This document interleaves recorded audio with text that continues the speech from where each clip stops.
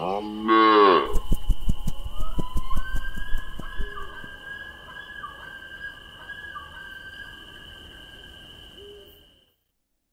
গল্পটি কঠোরভাবে প্রাপ্তমনস্কদের জন্য। গল্পের ঘটনাবলী লেখকের মস্তিষ্ক প্রসূত। বাস্তবের সাথে কোনো মিল থেকে থাকলে তা অনিচ্ছাকৃত।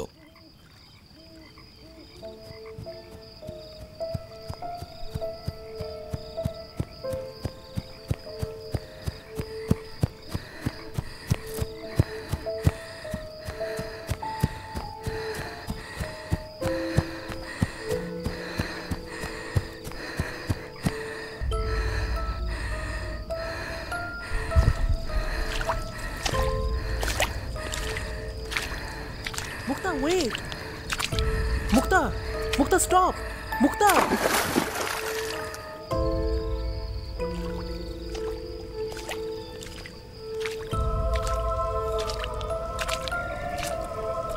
Mukta! No! No! Don't you dare! You lied! Go away! Just go away! Listen, Mukta! Please listen to me. For God's sake. আমার কথাটা শোনো। I don't believe you. Go! Go!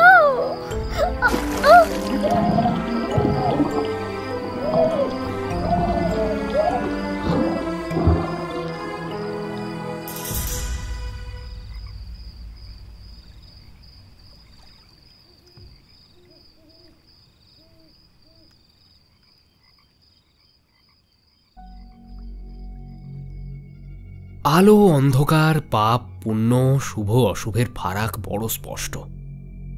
কিন্তু জটিলতা শুরু হয় দুই বৈপরীত্যের অন্তর্বর্তী সীমানাকে ঘিরে। এই সীমানার রং খানিক ধূসর, সাদা বা কালো দিয়ে তাকে সচরাচর দাগিয়ে দেওয়া চলে না।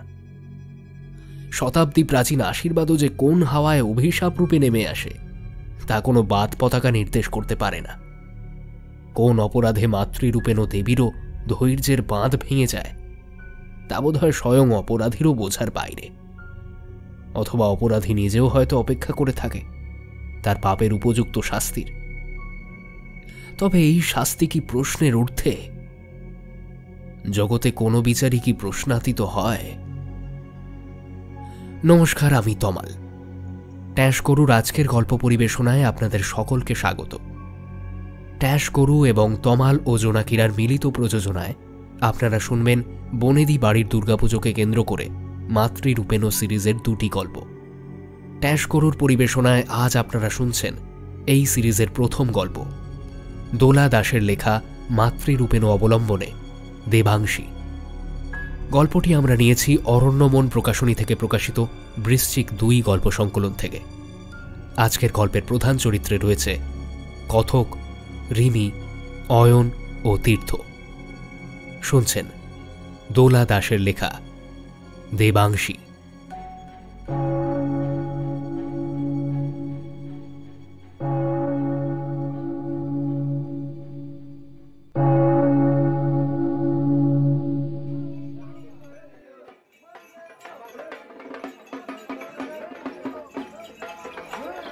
বড়মা, আমাদের প্রতিমার ইউনিকনেসটা বলো ওনাকে।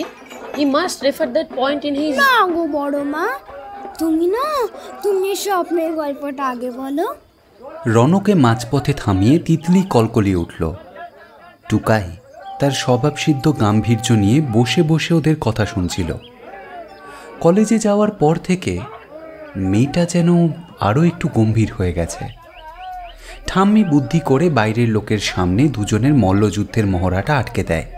আরে খারা খারা কইতাছি, মানুষটা সবে আইছে, একটু জিরাইতে দে। না না, ঠিক আছে। হ্যাঁ, যেটা বলছিলেন, এটা মাত্র 19th পুজো, কিন্তু প্রায় 200 বছরের পুরনো। নট রিয়েলি, এক্স্যাক্টলি 190 বছরের পুরনো। প্রতি 10 বছর পর একটা পুজো। হ্যালো, আমি তীর্থরাজ দত্ত। আমার নাতি, ওর হাতেই এবারের পূজার ভার কইতে পারেন। তয় যেইটা কইতেছিলাম, আমাগো বাড়ির পূজা পোলাগো হাতেই হওনের নিয়ম। দাঁড়াও ঠাম্মি, এভাবে আধা খেঁচড়াভাবে বললে উনি তো কিছুই বুঝতে পারবেন না। প্রথম থেকে পরপর বলো, না হলে উনি লিখবেন কিভাবে? ঠিক আছে, তাইলে মন দিয়া শুনো। ঠিক 190 বছর আগের কথা। বরিশালের মণিময় দত্ত কাজের সূত্রে বর্ধমানের জমিদারের বাসায় থাকতেন। উনি আসিলেন জমিদারের নায়েব। বউ আর পোলাও ওইখানেই থাকত। জমিদারের বাড়ির নায়েব, তাই প্রচুর কাঁচা টাকার লেনদেন করত। কিন্তু পূজা পাঠ করা মানুষ তো, তাই লোভ আর হিংসা ছিল না মনে। 3টা পোলা আর স্ত্রী নিয়া তার ভরা সংসার ছিল। একদিন মাঝরাইতে খাজনা নিয়া ফেরনের পথে একখান চোপের সামনে কয়েকটা কুকুরে ঘুরতে দেখা আর মনে একটা সন্দেহ জাগে। আউগাইয়া গিয়া দেখে একখান ফুলের মতো ছোট্ট মাইয়া পইরা আছে। কান্দনের শক্তি পর্যন্ত ছিল না, একখান ন্যাকড়াও গায়ে নাই। এই দৃশ্য দেখা মণিময়ের বুকের ভিতরে মোচড় দিল। তাই কাউর সাবধান বাণী না শুইনা বাবার মতো বুকে টাইনা লইল মাইয়াডারে।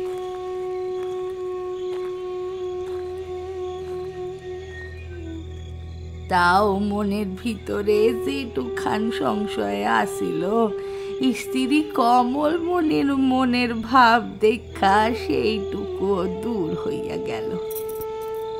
কোনো প্রশ্ন না কইরা ছোট্ট মাইয়াটারে বুকে তুইলা লইল নিজের মাইয়ার মতো। এই সময় এটা কিন্তু কম বড় ঘটনা ছিল না। হ্যাঁ, আর তাই এর খেসারত দিতে হইল মণিময়রে। জাত ধর্মে ঠিক ঠিকানা নাই এমন একখান বাচ্চারে বাড়িতে রাখনের জন্য সবার আগে হেড চাকরি খান গেল। কিন্তু মণিময়রে আটকান গেল না। মাইয়াটার নাম রাখা হইল কমলা। মা কমলমণির সঙ্গে মিলাইয়া রাখা হইল। কমলা মানে লক্ষ্মী। লক্ষ্মী ঘরে আইলে সংসারে ধন সম্পদের ভইরা ওঠে। কিন্তু কমলার আগমনে মণিময়ের মন ভরলেও কপাল কিন্তু খুলল না। পেট চালানোই মুশকিল হইল। এত কিছু হইলেও কেউ কিন্তু কমলারে কোনো দোষ দিল না, বরং নিজে গো আরো রাধা মাধবের সেবায় লাগাইয়া দিল। ঠিক 1 বছর পর এক রাইতে কর্তা গিন্নি দুইজনেই একখান স্বপ্ন দেখল। দুইজনেই একই রেতে একই স্বপ্ন দেখল। হলদা রঙের ধনে খালি শাড়ি গহনা পরা একখান কুমারী যুবতী মাইয়া। এমন তার রূপ, তারে দেখলে পুরুষ নারী সকলের মনে দোলা লাগব। কিন্তু ঘোর কাটলেই ওই চেহারার দীপ্তি আর ব্যক্তিত্বে মাথা নুইয়া যাইব। মণিময় দত্ত আর তার স্ত্রী জানতে পারল কমলা আর কেউ না, দেবাংশী, মার দুর্গার অংশ। বৈষ্ণব ঘরে মা দুর্গা তার আসন গ্রহণ করছেন। নিধান দিছিলেন প্রত্যেক 10 বছর পর পর এই বংশে দুর্গা পুজো হইব, প্রতিমা হইব ঠিক এই রকম। অক্ষতজনী এই প্রতিমার সঙ্গে থাকবো তার সখী জয়া আর বিজয়া।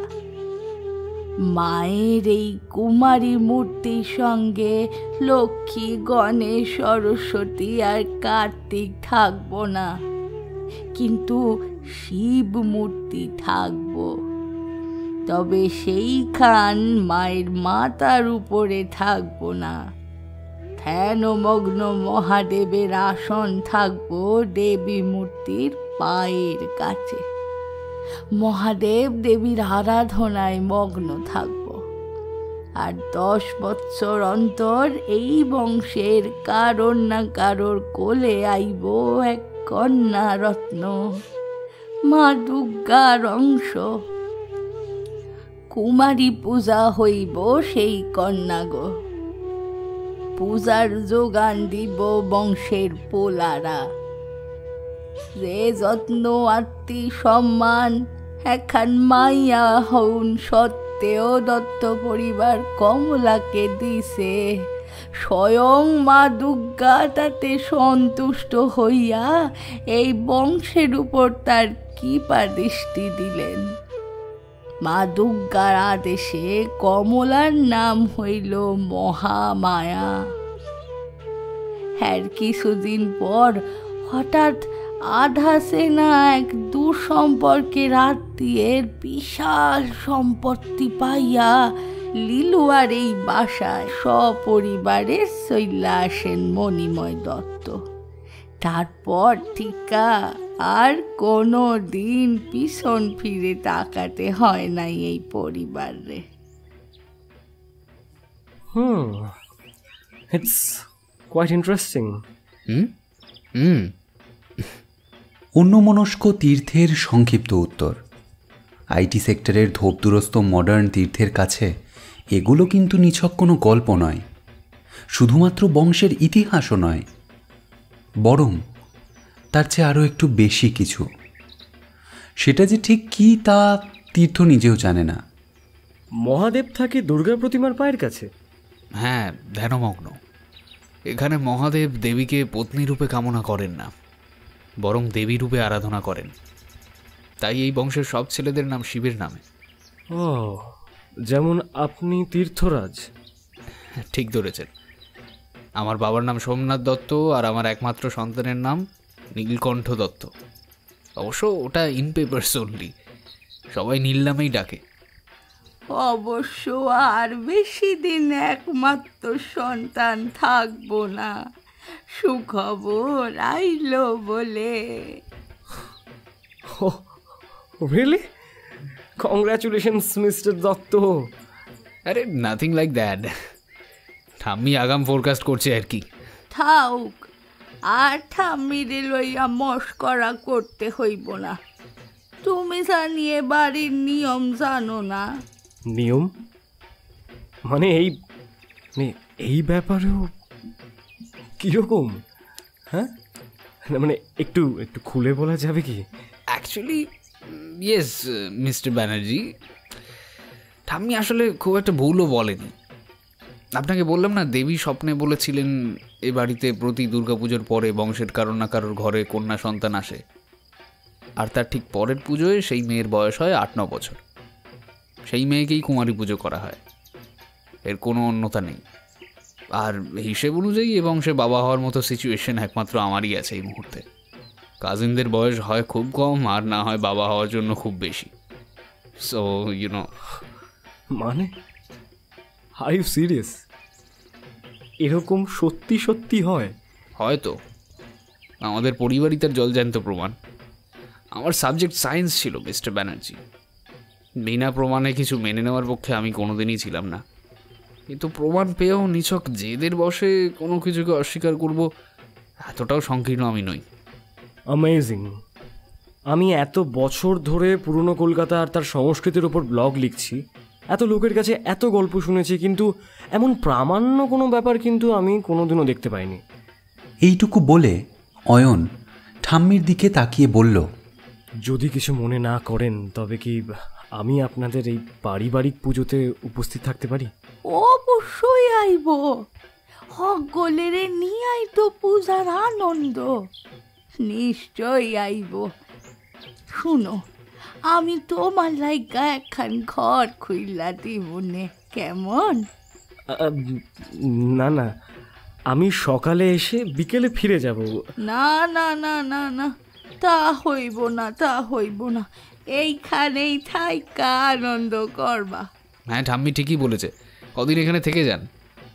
নিজেদের পুজো বলে বলছি না, একটা অদ্ভুত এক্সপিরিয়েন্স হবে কিন্তু। অয়নের সংকোচ দূর করার জন্য একটু জোর দিয়েই বলল তীর্থ। বেশ, তাহলে সপ্তমীর সকালে দেখা হবে। ওকে, আজ তাহলে উঠি। ঠাম্মি আর তীর্থ ঘাড় নেড়ে অয়ন ব্যানার্জিকে সেদিনের মতো বিদায় জানালো।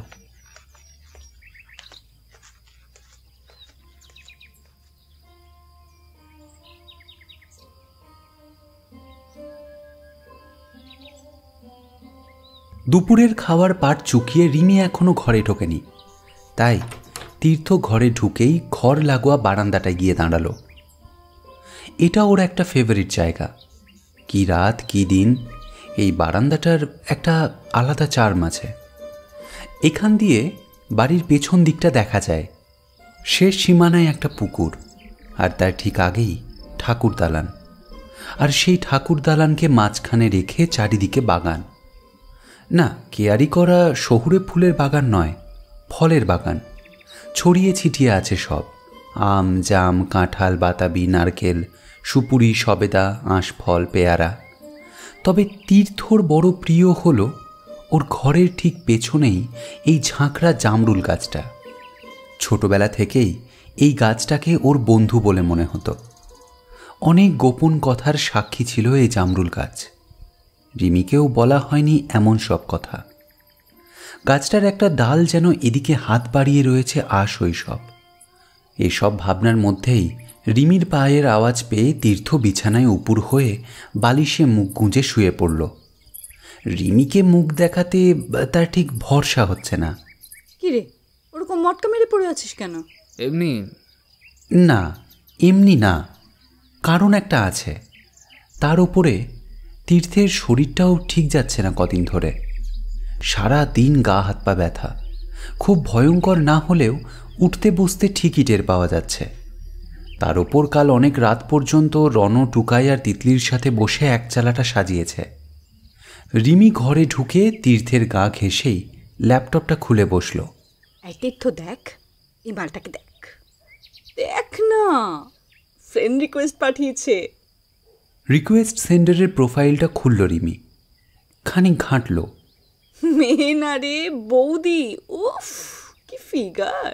উফ, তুই আবার শুরু করলি, বন্ধ কর তো, তোর কি কাম কাজ নেই না? আরে দেখ না, পুরো রাবীন্দ্রিক মাল। অ্যাকসেপ্ট করি। Language Rimi, language. মেয়েদের সম্পর্কে আমার এই ধরনের কথা শুনতে ভালো লাগে না। আর তুই আমার নামে ফেসবুক প্রোফাইল খুলেছিস কেন বলতো?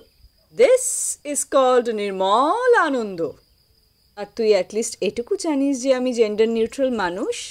সো মেয়েরাও আমার কাছে মাল, আর ছেলেরাও আমার কাছে মাল। তুই শুধরবি না? না, তুইও তো শুধরলি না। অফিসে এক একটা কি ঘ্যামচাক মাল। উপস, আই মিন মেয়ে। ফেসবুকে কত কত ফ্রেন্ড রিকোয়েস্ট আসে, কিন্তু তুই সেই এক বজ্ঞা পত্নী নিশ্চয়ই রয়ে গেলি। কাম অন তীর্থ, এখন ডাবল গেম খেলাটাই ইন। চোখ টিপে মজা করল রিমি। রিমির কথা শুনে তীর্থ বালিশে মুখ গুঁজেই হেসে উঠল। যাক বাবা, এতক্ষণে বাবুর মুখে হাসি ফুটল। কত ভাট বকতে হলো একটু হাসানোর জন্য। এবার ঝেড়ে কাশ তো, কী হয়েছে তোর? ডাইনিং টেবিলেও মনমরা দেখলাম। তবে কোথায় বেরিয়েছিলি? আমি তো নীলকে ঠাম্মির ঘরে ঘুম পাড়িয়ে এসে থেকেই দেখছি যে তুই ঘরে এসে মুখ গুজে শুয়ে রয়েছিস। শরীর ঠিক আছে তো? একটা কাজ করে ফেলেছি রিমি, আমার আর কিছু ভালো লাগছে না। কি হয়েছে তীর্থ, আমার বল। তুই তো জানিস আমি টেনশন একদম নিতে পারি না। বলে আর লাভ নেই, এখন দেখানোর সময়। এই বলে তীর্থ বালিশ থেকে মুখ উঠিয়ে সোজা হয়ে রিমির মুখোমুখি বসল। তীর্থর চোখ ছলছলে। রিমি তীর্থের মুখের দিকে তাকিয়ে কয়েক মুহূর্ত ভ্যাবাচাকা খেয়ে গেল। এটা কি করেছিস তুই? কেটেছিস? ওই জানতাম এটাই হবে, ঠিক এই রিয়াকশনটাই পাবো। আরে আরে রাগ করিস না, খুব কিউট লাগছে দেখতে। জঘন্য লাগছে। তুই জানিস গোপটা আমার কত প্রিয় ছিল। সত্যি তোকে আরো চকলেটই লাগছে, মনে হচ্ছে খেয়েই ফেলি। কিন্তু একটা কথা বলতো, তোর এই সুমতিটা কি করে হলো? আগে কতবার তোকে বলেছি 50s এর কোফটা কাট। ওটা নিয়েই তো আরো চিন্তা বস। তোকে বলেছিলাম না কদিন ধরেই আমার গোঁফটা হালকা হয়ে যাচ্ছে। কাম অন ইয়ার, ইউ 34 নাও। এই বয়স থেকে একটু একটু চুল হালকা হয়। আগেও বলেছি তোকে। এই আমাকেই দেখ না, কপালটা ব্রহ্মতলে ছুঁয়ে ফেলেছে প্রায়। না রে, আমার কিন্তু একটু হেয়ার ফল হচ্ছে না, শুধু গোঁফটাই পাতলা হয়ে যাচ্ছে। জঘন্য ব্যাপার। Now don't be a spoil sport. You're looking simply awesome. Just trust me and taste me. একটা আদুরে ভঙ্গিতে একটা চোখ টিপে রিমি এগিয়ে এলো তীর্থের দিকে। তীর্থ রিমির কোমরটা জড়িয়ে ধরে আলতো একটা চুমু খেলো ওর কানের লতিতে। তীর্থ বাচ্চা ভোলানোর ভঙ্গিতে বলল, এখন না, এখন না, রাতে আসবো। কোনো দরকার নেই আপনার কৃপা দৃষ্টির। শুধু মনে করিয়ে দিই, এই 21st সেঞ্চুরিতে দাঁড়িয়ে কিন্তু শুধু স্বপ্নের ভরসায় নীলের বোন আসবে না। নীলের বাবাকেও একটু দায়িত্ব নিতে হবে, আর তা না হলে অন্য কাউকে ম্যানেজ করতে হবে। তবে রে। তীর্থ রিমির দিকে এগোতেই দরজার পর্দাটা একটু দুলে উঠল। কাকাই, বম্মা তোমাকে ডাকছে। টুকাই, তীর্থের জেঠতুতো দাদার মেয়ে, কলেজে পড়ে। এও এক দেবাংশী, কিন্তু ভারী লাজুক মেয়ে। বরাবরই খুব চুপচাপ, বাড়ির আর 5টা বাচ্চার মতো নয়। তীর্থ অনেক চেষ্টা করেও আজ অবধি ওর সাথে তেমন ভাব জমাতে পারেনি। কিন্তু আর সব পুচকেগুলো তীর্থকে পেলে আর কিচ্ছু চায় না। গিটার টু গাঁটটা, যার যেটাতে ইন্টারেস্ট, তীর্থ ঠিক সেভাবেই আড্ডার মুখটা ঘুরিয়ে দেয়। তাই ইয়াং ব্রিগেডের কাছে তীর্থ একটা আইকনিক ফিগার। কিন্তু টুকাই যেন এসব হাসি তামাশা সব কিছুর ঊর্ধ্বে। ও জানি একটা স্বচ্ছ বলয়ের মধ্যে আবদ্ধ। ওকে দেখা যায় কিন্তু স্পর্শ করা যায় না। ওর কথা শোনা যায় কিন্তু বোঝা যায় না। কেন রে টুকাই? সেটা তো আমার জানার কথা নয়। কথাটা বলেই টুকাই মাথা নিচু করে চলে গেল। আর প্রতিবারের মতোই টুকাইয়ের অদ্ভুত গা ভাসানো উত্তর শুনে তীর্থ আর রিমি কেমন যেন ভ্যাবাচাকা খেয়ে গেল। একটু আগেকার ছেলে মানুষই খুনসুটি সব কেমন যেন কর্পূরের মতো উধাও হয়ে গেল।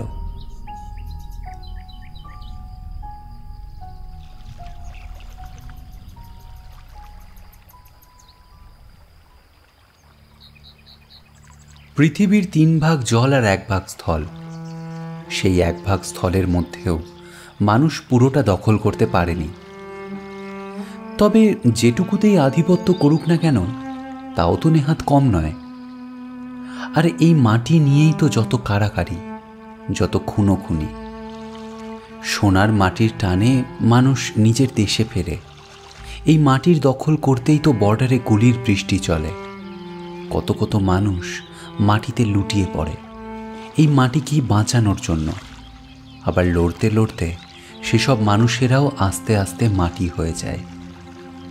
মাটি থেকে শুরু, মাটিতেই শেষ। কিন্তু সত্যিই কি সবাই মাটিতেই মিশে যায়? কই, টুকাইয়ের তো তা মনে হয় না।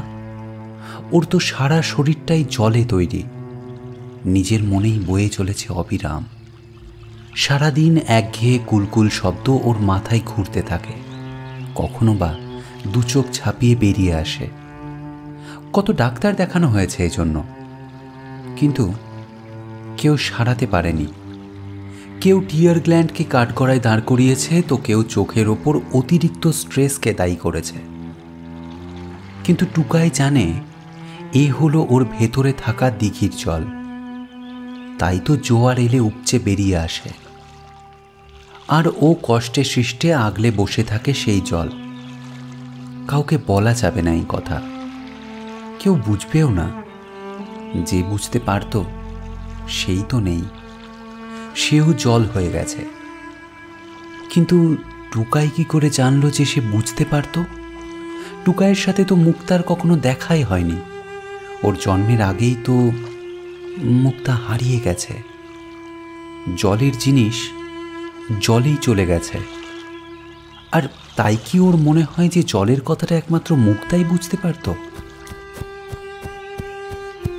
হেই টুকাইদি, তুই আবার পুকুর পাড়ে এসেছিস? কি করছিস বলতো এখানে বসে বসে? রণ একটু হাঁপাতে হাঁপাতে কোমরে দুহাত দিয়ে বলল। টুকাইয়ের ঘোরটা কেটে গেল। ও তো জলকে ভয় পায়, খুবই ভয় পায়। ওর নিজের মা এত ভালো সুইমার, তবু আজ পর্যন্ত একদিনের জন্য কোনো পুলে নামেনি ও। সবাই মিলে কোনো সি বিচে ঘুরতে গেলে ও বরাবর বিচে বসে বাকিদের চটি আগলেছে। অল্প করে শাওয়ার চালিয়ে স্নান করেও মগে করে হাপুস হুপুস করে স্নান করতে গেলে কেমন যেন একটা শ্বাসকষ্ট হয়। মনে হয় যেন ডুবে যাচ্ছে। কিন্তু অদ্ভুতভাবে এই বাড়িতে এলে কেন জানি না এই পুকুর পাড়টা টুকাইকে টানে। ঘন্টার পর ঘন্টা ও বসে থাকে, কত কথা হয় নিজের সাথে। আজ মুক্তা থাকলে ঠিক ওর কথা বুঝতো। কি রে, আবার কার কথা ভাবতে শুরু করলি? I know you must be dating someone. উফ রণ, বিহেভ। টুকাই একটু বিরক্ত হয়েই বলল, এই ছেলেটা বড্ড পেকেছে, খালি উল্টোপাল্টা কথা। কে বলবে যে ক্লাস 9-এ পড়ে? কাম অন টুকাইদি, we are all grown up, you can share it with me. বেশি পাকামো করলে না আমি বুলি পিসিকে সব বলে দেবো কিন্তু। Okay fine, let it be. তোর ভালোর জন্যই বলেছিলাম। আমাকে কনফিডেন্সে নিলে তোরই লাভ হতো। বাজে না বকে বল, ডাকছিলিস কেন? পুকানরা এসে গেছে, তোকে সবাই খুঁজছে। তোর কি সব জামা ফামা নাকি পুকান পড়বে? আমার জামা? এক মুহূর্ত থমকে গেল টুকাই। টুকাইয়ের বয়স 19 আর পুকান সবে 9। ওর জামা পুকান কি করে পড়বে? আবার মুহূর্তের ভগ্নাংশেই মনে পড়ে গেল জামা নয়, শাড়ি, দেবাংশীর শাড়ি। পরশুই কুমারী পুজোতে পড়বে পুকান, যেমন গত পুজোতে টুকাই পড়েছিল, আর তার আগের পুজোতে মুক্তা। সেই একই শাড়ি, যাতে বংশানুক্রমে সব দেবাংশীদের গায়ের গন্ধ মাখামাখি হয়ে আছে, যা এক দেবাংশী অন্য দেবাংশীদের হাত থেকে পায় প্রতি পুজোতে। শুধু টুকাই ব্যতিক্রম। মুক্তা দিয়ে যেতে পারেনি টুকাইকে। ততদিনে মুক্তা সমস্ত বাঁধন থেকে মুক্ত হয়ে গিয়েছিল। আচ্ছা, তার জন্যই কি ওর নাম মুক্তা ছিল? এর আগে এভাবে তো কোনোদিন ভাবেনি টুকাই। ও তো ভাবতো মুক্তাও ছিল জলের মেয়ে। তুই পারিসও বটে, জামা বলে আধ ঘন্টা পজ। মনে হচ্ছে বাজপেয়ীজির লেকচার শুনছি। উফ, তোর মাথায়ও আসে। চ। এইবার আর না হেসে পারল না টুকাই। জানিস তো, দুজনে পাশাপাশি হাঁটতে হাঁটতে এগিয়ে গেল মূল বাড়ির দিকে। রণ বকবক করছে আর টুকাই চুপচাপ শুনতে শুনতে চলেছে। ভেতরে দিঘির জলের ছপাত ছপাত আওয়াজ। পেছনে পড়ে রইল কালচে সবুজ রঙের পুকুর ভরা জল, নিস্তরঙ্গ, শান্ত।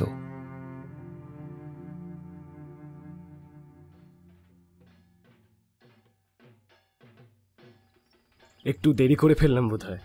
এসো এসো বাবা। আরে না না, একদম ঠিক সময় আইছো তুমি। এই তো নয়ন পত্রিকা চান কইরা আইলো সবে। বসো বসো। ঠাম্মি, এবার একটু চা করে দিই তোমায়। ডায়াবেটিকদের কিন্তু এতক্ষণ খালি পেটে থাকা ঠিক না, সেটা জানো না? জুঁই ফুলের গন্ধ এসে ধাক্কা মারল অয়নের নাকে। প্রশ্নকর্ত্রীর দিকে ফিরে ভালো করে দেখল অয়ন। সর্ষের তেল রঙের শাড়ি পরা জলপাই রঙের মেয়ে, অনভ্যাসের আঁচল কোমরে গোঁজা, একটু গোলগাল বটে, তবে মোটা বলা যায় না। বয়স বোঝা যায় না। চেহারা দেখলে যদিও বা 30-এর কাছাকাছি বলা যায়। মুখটা দেখলে অবশ্য 24-এর বেশি কিছুতেই মানা যাবে না। আর এই মুহূর্তে ঈষৎ পুরো নিচের ঠোঁটটাকে যে কায়দায় ফুলিয়ে দাঁড়িয়ে আছে তা দেখলে ক্লাস 6-এর মেয়েও ওর থেকে নিজেকে বড় মনে করবে। অয়ন যে সামনে দাঁড়িয়ে আছে সেটা সে খেয়ালই করেনি। অন্য কেউ হলে নিশ্চয়ই এমন মেয়েকে উন্নাসিক বা সহবতহীন মনে করত। অয়নের কিন্তু তা মনে হলো না, বরং ওর বেশ ভালোই লাগলো ব্যাপারটা। মেয়েটা যে এই উৎসবের বাড়িতে প্রায় অকেজো একটা মানুষের সামান্য একটু চা খাওয়া নিয়েও এতটা কনসার্নড, সেটা দেখেই মনটা ভালো হয়ে গেল।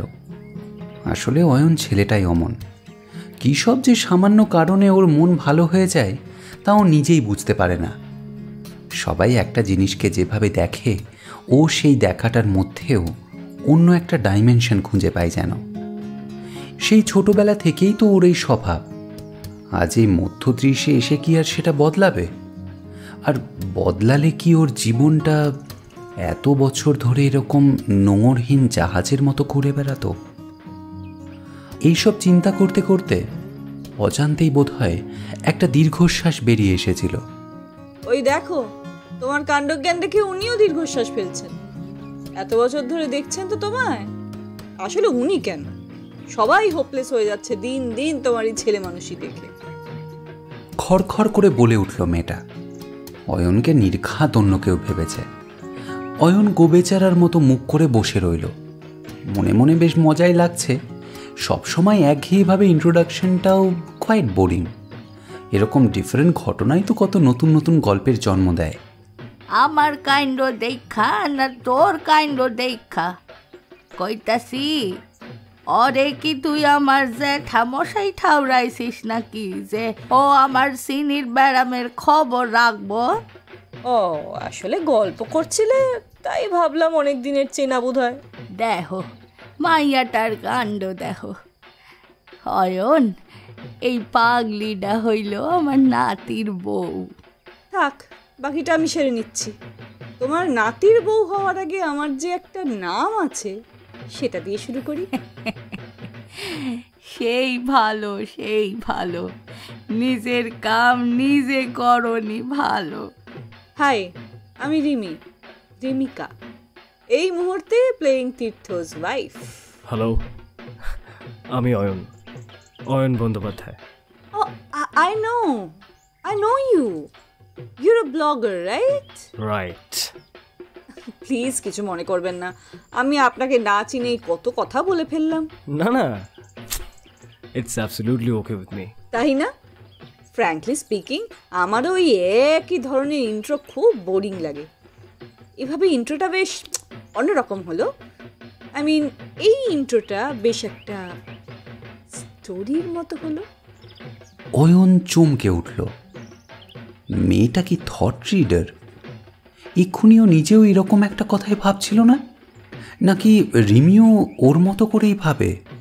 চলুন বাকিদের সাথে আলাপ করিয়ে দিই। আর ঠাম্মি, আমি তোমার চা পাঠিয়ে দিচ্ছি। এই বলে রিমি অয়নকে তীর্থ, প্রবাল আর উর্মির কাছে নিয়ে এলো। প্রবাল হলো তীর্থের মাসতুতো ভাই, মাত্র 2 মাসের ছোট ভাই। আর উর্মি হলো ওর স্ত্রী। আলাপ পর্বটা সারা হতে না হতেই প্রবালকে উসখুস করতে দেখে উর্মি সরাসরি প্রশ্নটা করল। এই আচ্ছা, কি হলো বলো তো? কি দেখছো তখন থেকে এদিক ওদিক? না কিছু না। আমি জানি প্রবালদা কেন উসখুস করছে। আজ তোমার জলখাবারটা জমেনি, তাই না? ওহ দিদি ভাই, তুমি আর প্রবাল না একদম সেম ক্যাটাগরি। দেখা হলেই শুধু খাবারের কথা। ওইদিকে দাদা ভাইকে দেখো তো একবার, কোমরটা দেখে তো একেবারে ক্যাটরিনা ক্যাফে লজ্জা পাবে। আমার কোমরটা ওর থেকে মোটা। দিদি ভাই, তোমার সাথে না প্রবালেরই বিয়ে হওয়া উচিত ছিল। কথাটা শুনেই অয়নের বিশ্রী লাগলো। বডি শেমিং ব্যাপারটা খুব ঘৃণ্য মনে হয় অয়নের। আর উর্মির ফিগার যতটাই টেম্পটিং হোক না কেন, রিমির মতো এরকম সাবলীল উচ্ছলতা ওর আছে কি? চাইলেই কি রিমির মতো এরকম একটা এক্সটেন্ডেড কিশোরী বেলা চেরিশ করতে পারবে? মনে মনে রিমির হয়ে বেশ খানিকটা লড়ে নিল অয়ন। সে আমার প্রবালের সাথে বিয়ে হওয়া উচিত ছিল কিনা জানি না, তোর যে তোর দাদা ভাইয়ের সাথে হওয়া উচিত ছিল সেটা বেশ বুঝতে পারছি। বেশ হাসতে হাসতেই বলে দিল রিমি। আর তা শুনতেই উর্মির মুখটা পলকে চুন হয়ে গেল। উর্মিকে অপদস্থ হতে দেখে প্রবাল বোধহয় খানিক আনন্দ পেল। একদম ওর মনের কথা বলেছে বৌদি। আমি তো সবার মন পড়তে পারি, জানো না? অয়নের কেমন একটা অদ্ভুত লাগলো। আপাত কিশোরী মেয়েটাকে এই মুহূর্তে বড় দূরের মনে হচ্ছে, যেন আবছা কুয়াশায় ঢাকা কোনো রহস্যময়ী নারী। তবে কি সত্যিই রিমি থট রিডার? এ বাড়ির তো অনেক অদ্ভুত ব্যাপার স্যাপার আছে, সেরকমই কিছু নয় তো? কি অয়নবাবু, কি ভাবছেন? সত্যিই আবার আমাকে রহস্যময়ী ভাবছেন না তো? অয়ন থতমত খেল। এর সামনে আর কিছু ভাবাও যাবে না এরপর থেকে। এসব ছাড়ো তো বৌদি, বলছি সন্ধ্যাবেলায় কিছু ব্যবস্থা আছে নাকি? আছে তো, নতুন কাকু যখন এসেছে ডিউটি ফ্রি মালপত্র নিশ্চয়ই এসেছে। প্রবাল, এবার কিন্তু তোর অ্যালকোহলটা ছেড়ে দেওয়া উচিত। এত কোলেস্টেরলে তুই খাস কোন ভরসায়? হ্যাঁ দেখো না দাদা ভাই, এই করে করে চেহারাটা কি বিশ্রী বানিয়েছে দেখো, জঘন্য। এই এত বড় একটা ভুঁড়ি। শোনো না, একটু জিমের টিপস দিয়ে দাও না ওকে। প্রবালের দিকে তাকিয়ে নাক সিঁটকে কথা কটা বলে তীর্থের সরু কোমরের ওপর দৃষ্টি পাতল উর্মি। তীর্থের পরনে পাতলা সুতির একটা পাঞ্জাবি, স্টার্চ নেই বলে শরীরের গঠন খুব ভালোভাবেই বোঝা যাচ্ছে। ক্যাটরিনা কেইফটা বাড়াবাড়ি হলেও তীর্থের কোমরটা যে কোনো ফিগার কনসিয়াস মহিলাকে 10 গোলে হারাবে সে বিষয়ে কোনো সন্দেহই নেই। আর শুধু কোমর কেন, তীর্থের পুরো শরীরটাই বেশ আকর্ষণীয়। সারা গায়ে মাংসের পুঁটলি বাঁধা পেশিবহুল শরীর নয়, বরং বেশ স্লিক, রিজু, কিন্তু দেখলে বেশ নমনীয় লাগে। পুরুষ হওয়া সত্ত্বেও অয়নেরই চোখ বারবার আটকে যাচ্ছে। চেহারাটা বড় কথা নয়, সুস্থ থাকাটাই বড় কথা উনি। আর তাছাড়া আমি কি টিপস দেব? আমি নিজেই এক্সারসাইজ করি না কতদিন হয়ে গেছে। বললেই হবে, জিম আর এক্সারসাইজ ছাড়া এরকম চেহারা হয় নাকি? বলবে না তাই বলো। আর শুধু কি তাই, তোমার স্কিনটা দেখলে মনে হয় মাছি বসলেও পিছলে যাবে, সো বাটারি। এতদিন গোপটা ছিল বলে ঠিক নজরে পড়েনি। কথাগুলো একদম ঠিক, কিন্তু উর্মির এই প্রকট নির্লজ্জ প্রশংসা অয়নকেই অস্বস্তিতে ফেলছে। না জানি রিমির কেমন লাগছে। না রে উর্মি, তো দাদাভাই কিন্তু একদম সত্যি কথা বলছে। আগে তাও এক্সারসাইজ করতো, কিন্তু এখানে আসার পর থেকে তো তাও করছে না, সময় পাচ্ছে না, আর ওর শরীরটাও একটু বেগরবাই করছে। তবে একটা কথা তুই ঠিকই বলেছিস, এটা আমিও দেখেছি, এক্সারসাইজ বন্ধ করেই বরং ওর চেহারাটা আরো ভালো হচ্ছে। মনে হয় হাওয়ার গুণ। তুইও প্রবালকে কদিন এখানে রেখে যা, ওরও দীপিকা পাডুকোনের মতো কোমর হয়ে যাবে। দীপিকা না বৌদি, ক্যাটরিনা বলো, উর্মির আবার ওকেই বেশি পছন্দ। বলেই প্রবাল আবার নিজের রসিকতায় নিজেই হাসতে লাগলো। বাকিরাও যোগ দিল প্রবালের সাথে। এই প্রবাল, লিমিটে। মহাষ্টমীর মহা ব্যস্ততার পরে সন্ধেবেলায় পুরো বাড়িতে একটা গা ছাড়া ভাব। বাড়িটা আপাতত শান্ত। তীর্থ, রিমি, প্রবাল, উর্মি, নতুন কাকু আর রুদ্রনাথ মানে টুকাইয়ের বাবা ছাদে একটা বেড কভার পেতে বসে আড্ডা দিচ্ছে। তীর্থ, প্রবাল আর রুদ্রনাথের হাতে সিঙ্গেল মল্ট স্কচ। সৌজন্যে কানাডা নিবাসী নতুন কাকু। রিমি আর নতুন কাকুর হাতে একটা করে কার্লসবার্গ। রুমির হাতে একটা কোকের ক্যান, বলাই বাহুল্য ডায়েট কোক। অয়ন ছাদে এসে বসতে বসতে দেখল রিমি কারোর সাথে ফোনে কথা বলতে বলতে উঠে আরেকটা দিকে দাঁড়ালো। কোনো রাগঢাক নেই বলে রিমির কথাগুলো প্রায় স্পষ্টভাবেই অয়নের কানে আসছিল। দেখ অভিষেক, এই পুজোটা তুই নিজে যা ভালো বুঝিস কর। আই প্রমিস নেক্সট 9 years পুজোতে তোর ছুটি থাকবে। আর শোন, উইদাউট হার পারমিশন কোনো ট্রানজ্যাকশন করবি না। Got it? নাও চিল্যাক্স। অয়ন বুঝল এটা রিমির প্রফেশনাল ফোন কল। যদিও এদিকে সবাই টুকটাক কথা বলছে, কিন্তু অয়নের সারা শরীরটাই এখন কান। না চাইলেও রিমির কথাগুলো কানে ঢুকেই যাচ্ছে। এরই মধ্যে তীর্থ একটা পেগ ওর হাতে দিল। রিমির লিডারশিপ অ্যাটিটিউড মুগ্ধ করল অয়নকে, কিন্তু মেয়েটা ঠিক কী কাজ করে তা ভালোভাবে বোঝা গেল না। আসলে পুরোটা মন আর দিতে পারল কই, আড্ডাতেও তো দু একটা হুঁ হাঁ করতে হলো। কলটা শেষ করে রিমি এসে বসল তীর্থ আর নতুন কাকুর মাঝে। বসেই অয়নের দিকে তাকিয়ে একটা নরম হাসি হেসে পড়ল, স্টক এক্সচেঞ্জের বিজনেস আমাদের।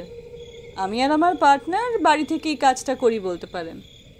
কলকাতায় আর ছুটি ছাটায় তো মুম্বাইয়ের টার্মিনাল বন্ধ থাকে না, অগত্যা। হ্যাঁ। অয়ন কি বলবে বুঝতে পারল না। এটুকু স্পষ্ট, এই পুরো ইনফরমেশনটা ওকেই দেওয়া হলো, কারণ আর সবাই রিমির পূর্ব পরিচিত। আর আশ্চর্যের ব্যাপার এটাই যে একটু আগে রিমির কাজের সম্পর্কে ওর মাথাতেই প্রশ্নটা এসেছিল। আবার থট রিডিং। তার মানে আপনি নায়গ্রাতেও নিশ্চয়ই গেছেন? উর্মির সাথে অধুনা কানাডিয়ান রেসিডেন্ট এই নতুন কাকু মানে আদিনাথ দত্তের এই প্রথম আলাপ, তাই ওর মনে অনেক প্রশ্ন। গেছি মানে অনেকবার গেছি, ইউএস থেকেও গেছি, কানাডা থেকেও গেছি। তবে ওই যে যাই বলুক, আমার কিন্তু কানাডার দিক থেকেই বেশি ভালো লেগেছে। ওয়াও, আচ্ছা লাস্ট কবে গিয়েছিলেন? সে অনেক কাল আগে, তখন মুক্তা ছোট। তারপর থেকে আর যাওয়া হয়ে ওঠেনি, যেতে ইচ্ছেও করেনি। আদিনাথের গলায় দুঃখের আঁচড়টা স্পষ্ট ধরা পড়ল। কেন? আর কেন, মানুষ ফ্যামিলির সঙ্গে ঘুরতে যায়, আমার কে আছে বলো? কাকিমার সাথে তোমার কি আর একেবারেই যোগাযোগ নেই? আসলে কি বলতো, মুক্তার ঘটনাটার জন্য ও আমায় কোনোদিন ক্ষমাই করতে পারেনি। She still believes that something was there behind her death.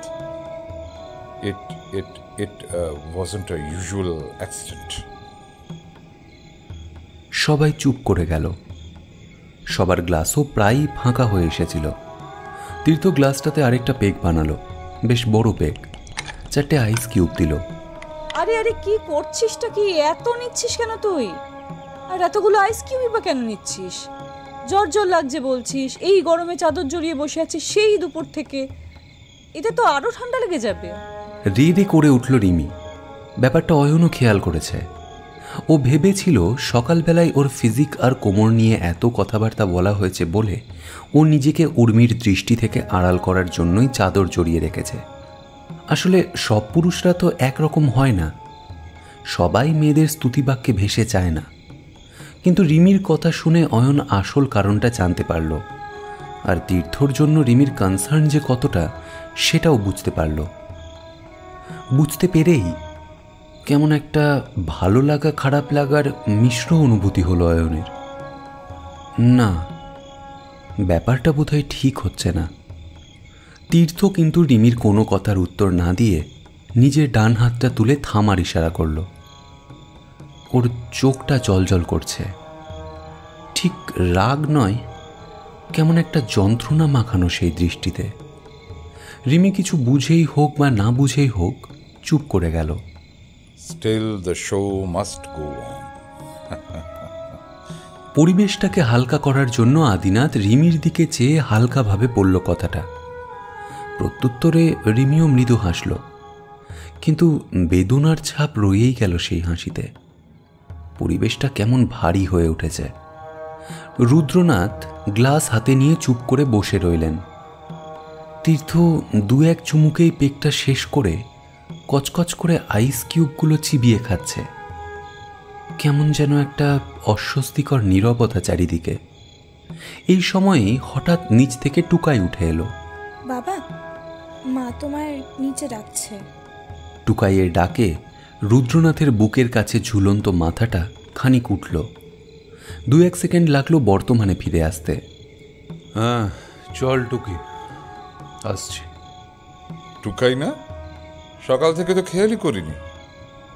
মুক্তার পরে তো ওই, তাই না রুদ্র? আদিনাথের প্রশ্নে অনেক আক্ষেপ জমা রয়েছে। রুদ্র মাথাটা নাড়ল শুধু। মুক্তা থাকলে ও মুক্তার বোন হতো। ভাবা যায় আমার ছোট্ট মুক্তাও নাকি এত বড় একটা মেয়ের দিদি হতো। দেখতে কেমন হতো কে জানে। মানুষ চলে গেলে তো আর বয়স বাড়ে না। তাই আমার চোখে আজও মুক্তা ওই অতটুকুই, গোলাপি ফ্রক, গোলাপি জুতো, এমনকি মোজাটা পর্যন্ত বেবি পিঙ্ক। শুধু চুলের রিবনটা আকাশি রঙের, জলের মতো রঙ। হঠাৎ মনে হলো টুকাইয়ের গলার স্বরটা যেন পৃথিবীর বাইরে কোনো ভিন গ্রহ থেকে ভেসে আসছে। টুকাই, টুকাই, তুই কি করে জানলি? হ্যাঁ, তুই কি করে জানলি? মুক্তা যেদিন পুকুরে ডুবে গিয়েছিল সেদিন ওর মাথায় তো ব্লু রিবনই ছিল। But how did you know? তুই তো কোনোদিন ওকে দেখিসনি। তোর জন্মের আগেই তো ও চলে গিয়েছিল। আমার সাথে তো দেখা হয়েছিল, যাওয়ার সময় তো দেখা করে গিয়েছিল আমার সাথে। যেদিনও ডুবলো সেদিন থেকেই তো আমার ভাষা শুরু। দেখা হয়েছিল মানে কি? ওয়্যার? আর তুই ভাসছিলি মানে? উত্তেজনায় ভদ্রলোক আর বসে থাকতে পারলেন না, আর টুকাইয়ের সামনে গিয়ে দাঁড়িয়ে ওকে ধরে ঝাঁকিয়ে প্রশ্ন করলেন। জলে দেখা হয়েছিল। জলে তো সবাইকেই ভাসতে হয়, কেউ 9 মাস ভাসে, কেউ বা আজীবন, আর কেউ হয়তো বাধ্য হয়ে ডুবেও যায়। শেষের বাক্যটা শটান আদিনাথের চোখের দিকে তাকিয়ে বলে টুকাই আস্তে আস্তে সিঁড়ি বেয়ে নেমে গেল। সবাই হতবাক। দেখে মনে হচ্ছে কোনো এক পাতাল কন্যা জল থেকে উঠে এসে সবাইকে মন্ত্র বলে পাথর বানিয়ে আবার পাতালেই চলে যাচ্ছে। এরপরে আর আড্ডা জমল না। সবার আগে তীর্থই নেমে গেল, তারপর একে একে বাকিরাও। শুধু আড্ডায় বসে রইল এক আকাশ তারা, আর তাদের সাথে দীর্ঘশ্বাসের মতো পুকুর পাড়ের হাওয়া।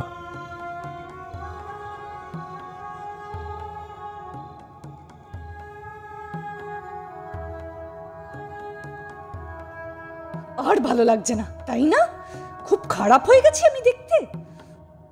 রিমি চিৎকার করে কথাটা বলতে বলতে অয়নকে ওর দেশের বাড়ির পার্সোনাল ঘরটার উত্তর দিকের দেওয়ালটাতে ঠেসে ধরল। জুঁই ফুলের গন্ধে দম আটকে আসছে যেন। রিমির পরনে একটা গোলাপি রঙের ফ্রক, মাথায় নীল রিবন বাঁধা, ওপরে অয়নের বাবার ছবিটা তুলছে। কিন্তু কেন?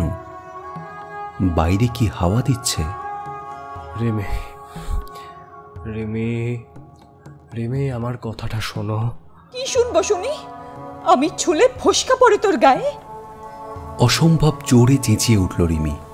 ধরফর করে উঠে বসল অয়ন। ঘেমে জপজপে হয়ে গেছে। এতক্ষণ তাহলে স্বপ্ন দেখছিল? কিন্তু স্বপ্নে রিমি এত জোরে চিৎকার করলো যে ওর ঘুমটাই ভেঙে গেল। স্ট্রেঞ্জ। রিমি, আমার কথাটা শোন। আমার শরীরটা ভালো নেই, ট্রাস্ট মি রিমি। চাপা ফ্যাঁস ফ্যাঁসে গলা শোনা গেল তীর্থের। এতক্ষণে অয়ন একটু ধাতস্থ হয়েছে। স্বপ্ন আর বাস্তব যেন মিলেমিশে গেছে।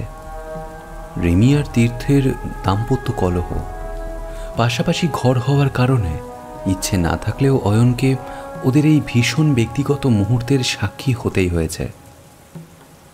কিন্তু কি নিয়ে এত বিবাদ? আপাত দৃষ্টিতে দুজনকে তো বেশ সুখী মনে হয়। অয়ন বালিশের পাশে রাখা মোবাইলটার দিকে চোখ রাখল। 1:23।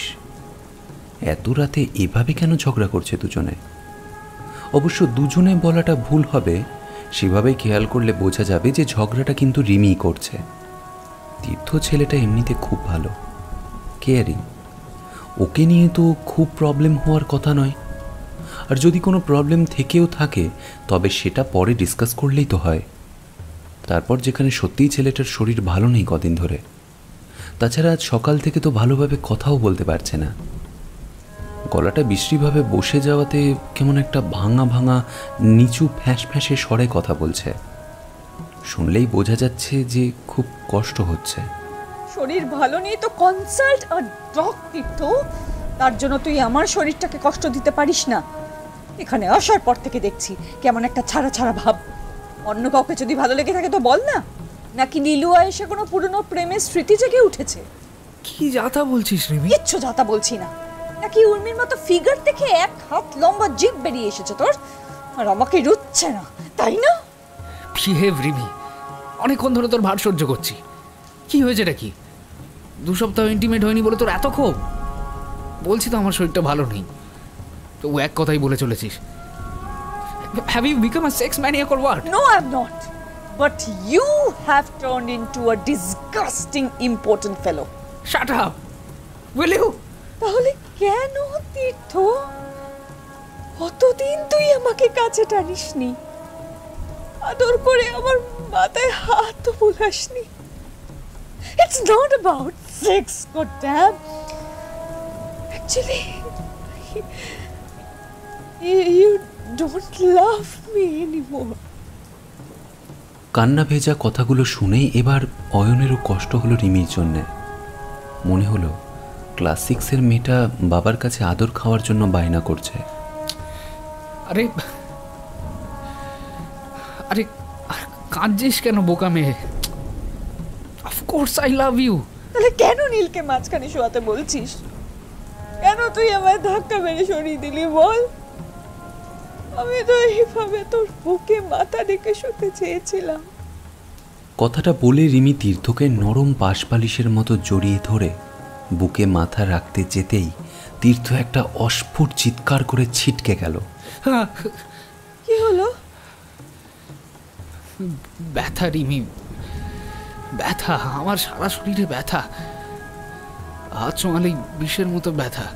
তীর্থের ভাঙা গলায় স্পষ্ট যন্ত্রণা। এক নিমেষে ক্লাস 6-এর কিশোরী মায়ের ভূমিকা নিল। তোর শরীর এত ডিটোরিয়েট করছে, আমাকে বলিসনি কেন তীর্থ? আমরা কালই ডক্টরের কাছে যাব। দশমীর দিন কোথায় ডক্টর বাবু রিমি? পুজোটা মিটুক, I promise will visit a good dog. আজ শান্ত হয়ে ঘুমিয়ে পড় প্লিজ, প্লিজ। আর কোনো শব্দ নেই। এখানে কাছাকাছি কোনো পুজো হয় না, তাই পুজোর রাতের উন্মাদনা দত্তবাড়ির অন্দরমহলে প্রবেশ করতে পারেনি। একজোড়া অভিমানী দম্পতি সবে শান্ত হয়ে ঘুমোতে গেল, আর একটা একাকী মন হঠাৎ এই সামান্য দাম্পত্য মন কষাকষির জন্য উদ্বেল হয়ে উঠল। রিমি তীর্থের বুকে আসার জন্য ঝগড়া করছে। ঝগড়ার কারণও যে এত ভালোবাসার হয় অয়ন তো কোনোদিন সেটা অনুভবই করতে পারল না। ওর বাগানে তো জুঁইয়ের চারা পোতাই হয়নি কোনোদিন, আগাছাতেই ভরে রইল আজীবন। একটা সদ্য ঘুমন্ত ঘরের পাশে আরেকটা বিনিদ্র ঘর, এসব হিজিবিজি চিন্তায় জেগে রইল বাকি রাতটুকু।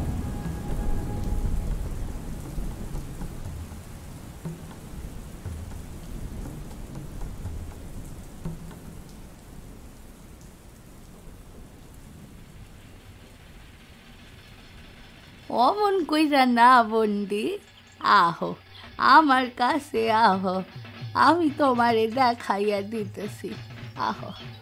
ঠাম্মির কথায় তিতলি হাতে অপরাজিতার লতাটা নিয়ে আস্তে আস্তে ঠাম্মির দিকে গেল। আজ দশমীর সকাল, অপরাজিতা পুজোর প্রস্তুতি চলছে। টুকাই, রণ, তিতলি আর 2-1 খুদে সদস্য মিলে ঠাম্মির তত্ত্বাবধানে অর্ঘ্য তৈরি করছে। ঠাম্মি হাত দিয়ে লতাটাকে পেঁচিয়ে অর্ঘ্য বানানো শিখিয়ে দিল। তিতলি দ্বিগুণ উৎসাহ নিয়ে টুকাইয়ের পাশে বসে অর্ঘ্য বানানো শুরু করলো। আর ঠিক এই সময়েই অয়ন ঠাকুর দালানে প্রবেশ করল। এতক্ষণ বাগানে ঘুরছিল। কাল রাতে স্বপ্ন আর তারপরে তীর্থ রিমির ঝগড়াটা কিছুতেই যেন মন থেকে সরছে না। তাই ভোর না হতেই বাগানে হাঁটতে হাঁটতে পুকুর পাড়ে গিয়ে থমকে দাঁড়িয়েছিল। তীর্থ গায়ে একটা চাদর জড়িয়ে মাথা নিচু করে ঘাটে বসে আছে।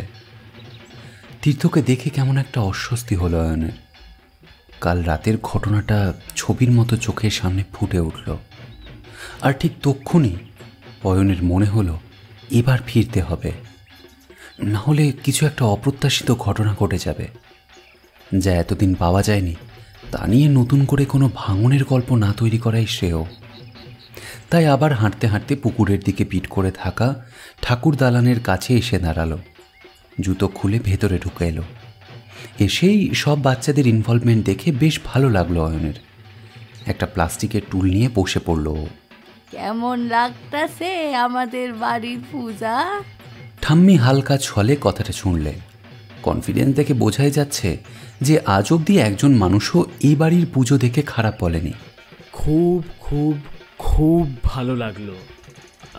শুধু পুজো বলি কেন, এই বাড়িটা, বাড়ির মানুষগুলো সবটা নিয়েই আমার খুব ভালো লেগেছে। কী করে যে দিনগুলো কেটে গেল বুঝতেই পারলাম না। আর সত্যি কথা বলতে কি, কাল চলে যাওয়ার সময় আমার খারাপই লাগবে। কালকা যাইবা মানে তুমি বিসর্জন দেখবা না? কও কি? না না, এসেছি যখন সবটা দেখেই যাব, তাই জন্যই তো বললাম আজ বিসর্জনটা দেখে কাল সকাল সকালে বেরিয়ে পড়বো। আরে খাড়াও খাড়াও, আমাগর তো দশমীর দিন বিসর্জন হয় না, তুমি জানতা না? দশমীতে বিসর্জন হয় না? তবে কবে হয়? আচ্ছা, এটাও কি কোনো স্বপ্নাদেশ ছিল? আরে না না, হেইয়া না, আসলে একখান দুর্ঘটনা ঘটছিল এই দশমীর দিন, তাই আর এই দিনে মায়ের ভাসান হয় না। মানে একদিনে কি দুটো বিসর্জন হয়? হয় না। বিসর্জনকে সম্মান দিতে হয়, জানবেন? কেউ ইচ্ছে করে বিসর্জিত হতে চায় না। টুকাই আবার দুর্বোধ্য ভাষায় কথাগুলো বলল। অয়ন ফ্যাল ফ্যাল করে তাকিয়ে আছে। অয়নের হাল দেখে ঠাম্মি হাল ধরলেন। আসলে কথাখান খটোমটো শোনালেও একেবারে সত্যি। ঠাম্মি যেন অতীতে হারিয়ে গেলেন। অশক্ত কণ্ঠে কান্নার গন্ধ শোনালেন এক করুণ বিসর্জন গাথা। আজ থেকে ঠিক 20 বছর আগের পূজার ঘটনা। এই বছর অষ্টমীতে কুমারী পূজার বেদিতে বইছিল মুক্তা। মুক্তা, আদিনাথ দত্ত আর কলিন উডনলের মাইয়া মুক্তা কারা দত্ত।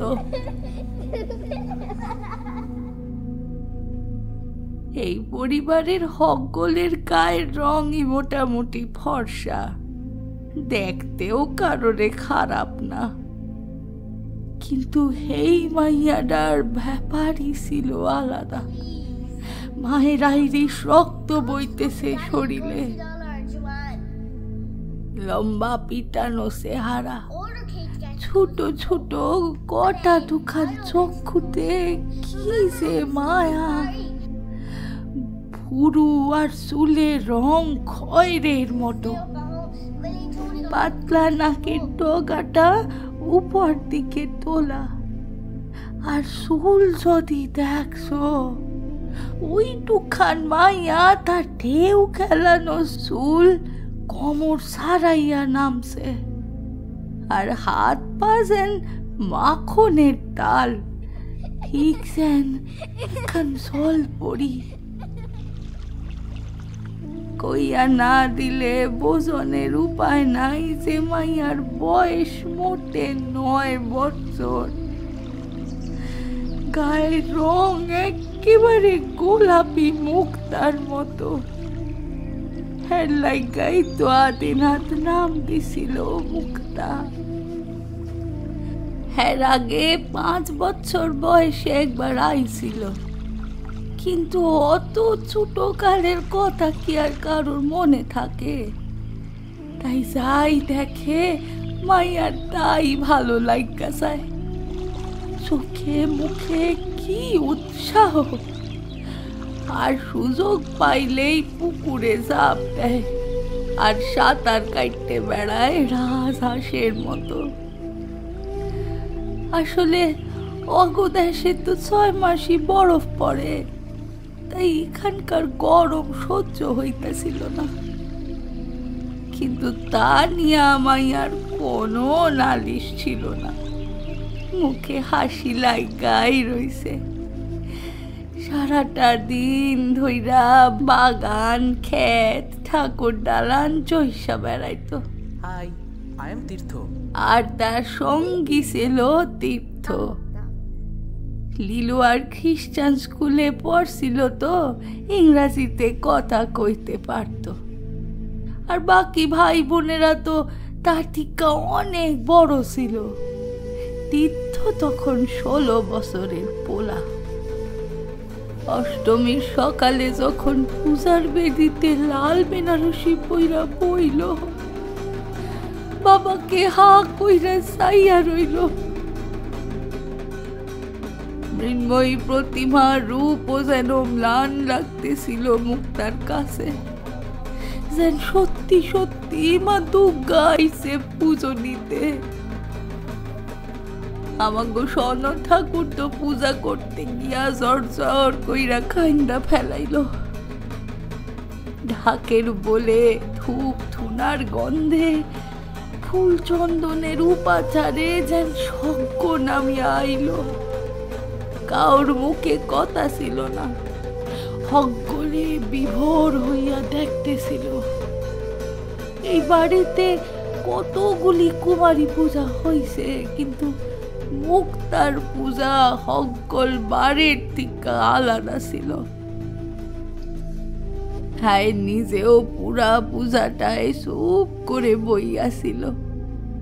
অন্য বাচ্চারা তো 10 মিনিট বইয়াই উসখুস করে, কিন্তু এই মাইয়া অনর যেন নিজেই নিজের আরাধনা করতেছে। পরের 2টা দিনও হাইসা আনন্দ কইরা কাটল। কাল খনাইয়া আইল দশমীর সন্ধ্যায়।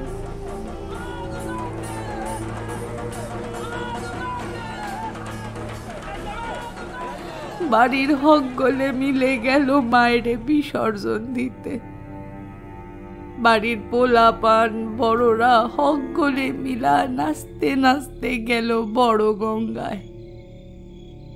বাড়িতে রইল শুধু মুক্তা আর তীর্থ। সেই দিন সকাল থেকে ভ্যাপসা গরম আসিল।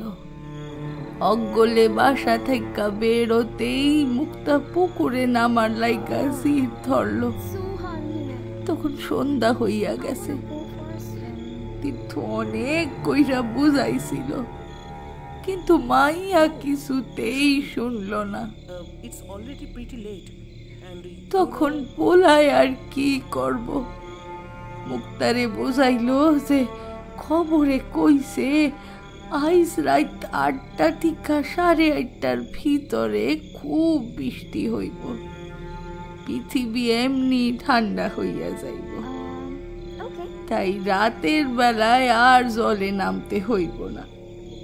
মুক্তা ঠান্ডা হইল ঠিকই, কিন্তু শর্ত রাখলো যদি 8:30টার ভিতর বৃষ্টি না নামে তাহলে হ্যাঁ সাঁতার দিতা নামবই।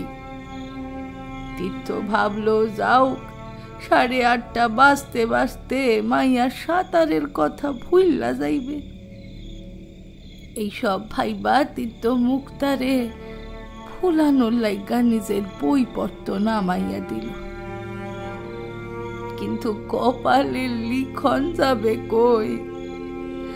যার যেমনে যাওনের হয় তার এই সেইভাবেই চইল্লা যেতে হয়। কোনো কিছু দিয়াই তারে বাইন্ধা রাখা যায় না।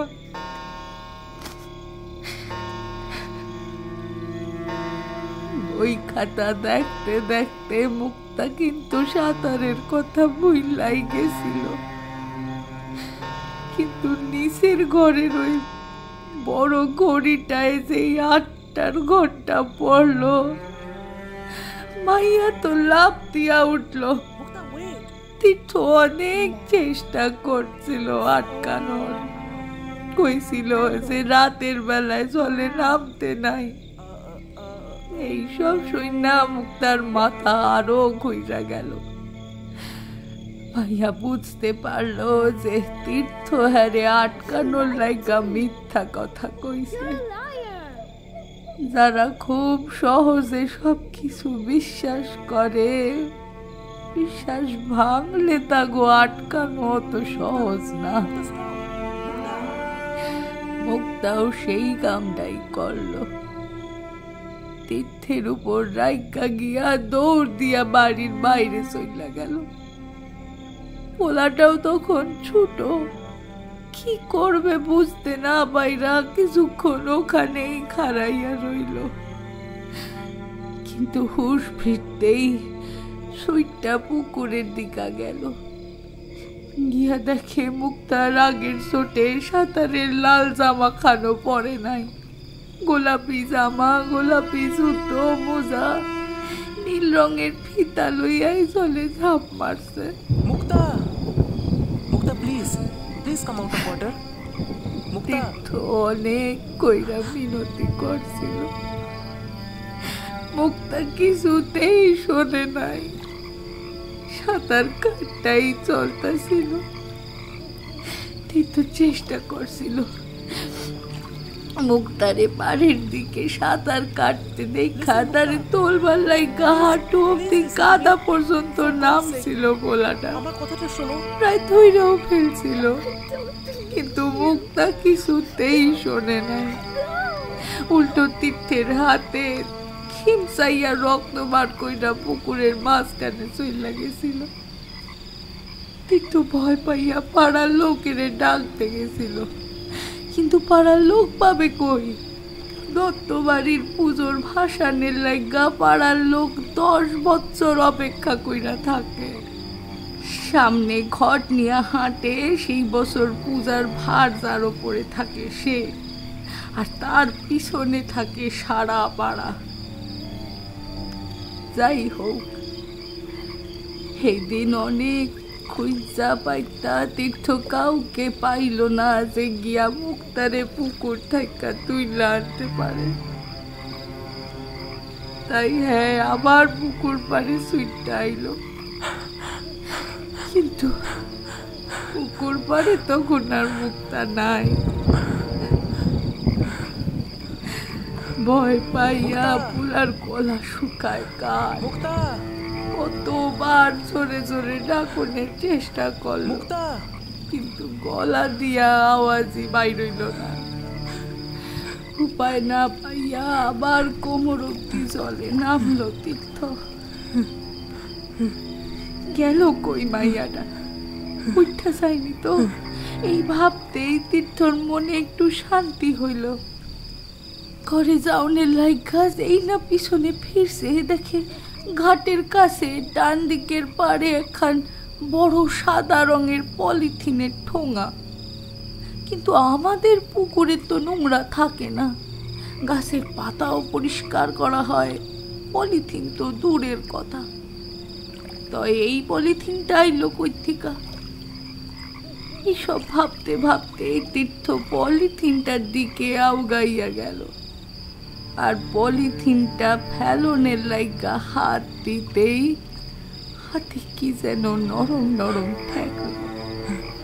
তীর্থর মনে কো ডাকলো, আরো একটু আউগাইয়া ভালো কইরা দেখতেই বুঝলো দূর থেকে যেটারে সাদা মনে হয়েছিল সেটা গোলাপি রং।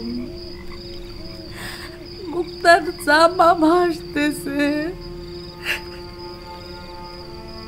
আর তার ভিতর আমাগো মুক্তাও ভাসতেছে।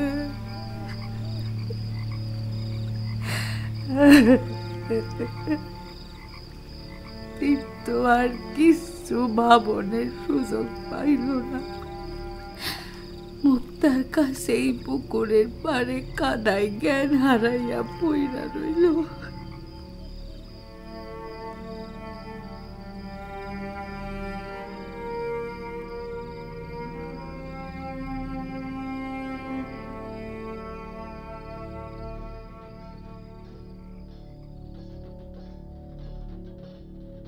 ইস, কি ভয়ঙ্কর!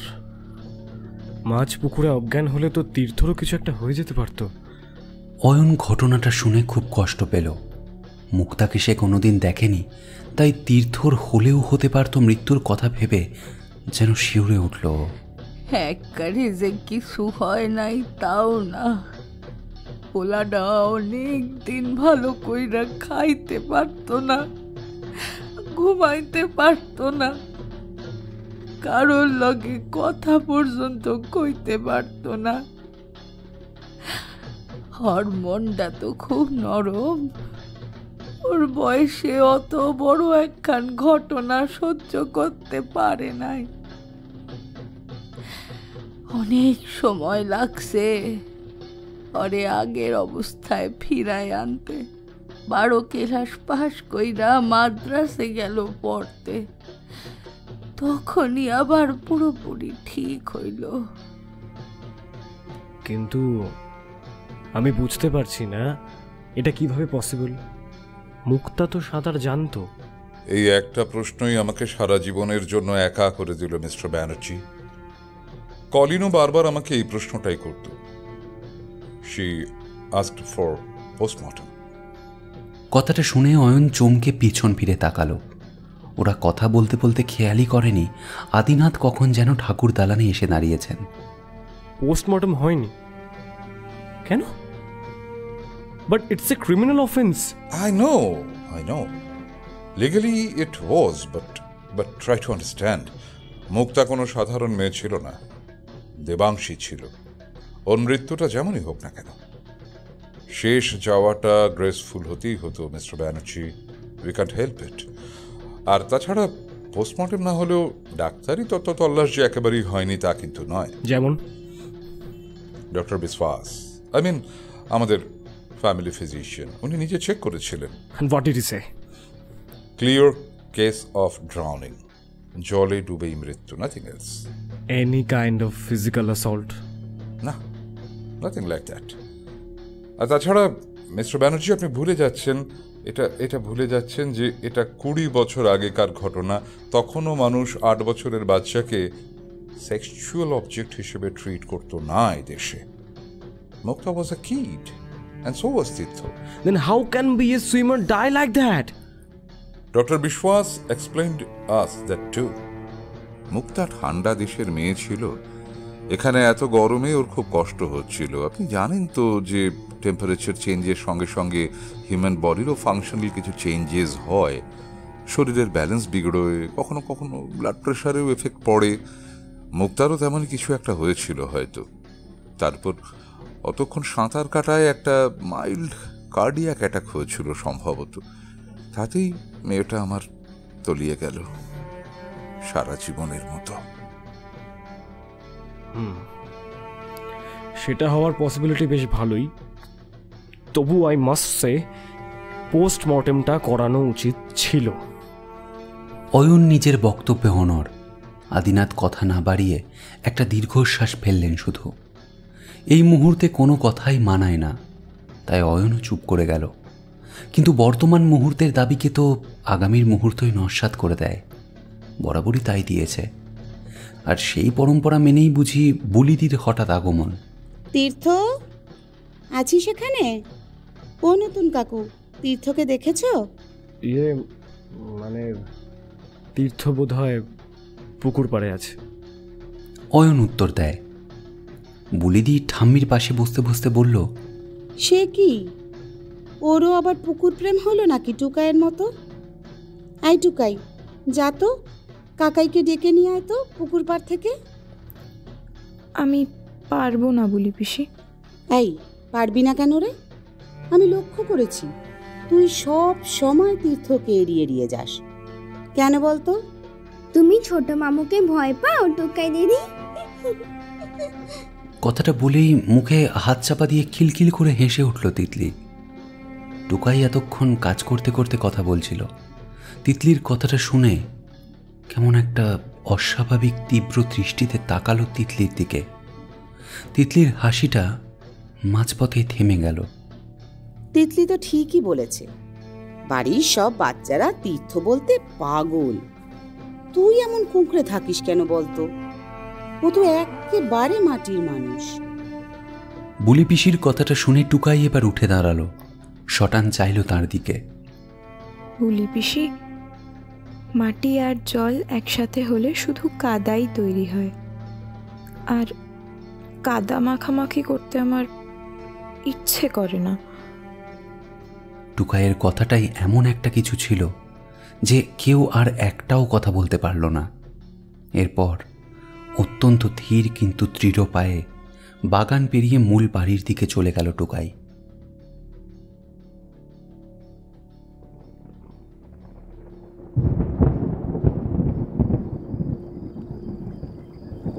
আপনিও সাবধানে থাকবেন মিস্টার ব্যানার্জি। আপনিও কিন্তু খুব ভালো মানুষ। দশমীর রাত। আজ বাড়িটা কেমন যেন ঝিমিয়ে আছে। মনেই হচ্ছে না বিসর্জন এখনো হয়নি। একতলায় খুচকাচ সাংসারিক কাজকর্ম যে হচ্ছে না তা নয়, তবে তার শব্দ তীর্থের ঘরের এই লাগোয়া বারান্দায় এসে তেমন পৌঁছচ্ছে না। তীর্থের শরীরটা ভালো নেই, তাই অয়ন এসেছে ওকে সঙ্গ দিতে। কিন্তু তীর্থ যেন আজ ঠিক কারোর সঙ্গই চায় না। মনে হচ্ছে ও এখন নিজের সাথে নিজেই সময় কাটাতে চায়। হাতে একটা হুইস্কির গ্লাস আছে ঠিকই, কিন্তু সেটা যেন জাস্ট একটা প্রপ। এক চুমুক দেওয়ার পরে সেটা একই রকম ধরা আছে হাতে। তবুও তীর্থের কথাবার্তা, বডি ল্যাঙ্গুয়েজ সবই যেন কেমন নেশাগ্রস্তের মতো। সব কিছুই কেমন যেন অসংলগ্ন। চাদরটা আষ্টে পৃষ্ঠে জড়িয়ে উবু হয়ে বসে আছে বারান্দায়। বাধ্য হয়ে অয়নকেও মেঝেতেই বসতে হয়েছে। আলো আঁধারিতে পরিবেশটা কেমন ছমছমে।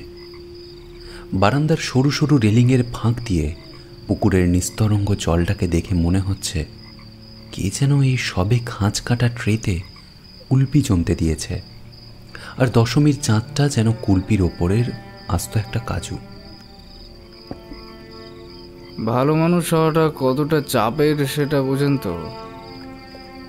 ইমেজটা মেনটেন করতে হয়।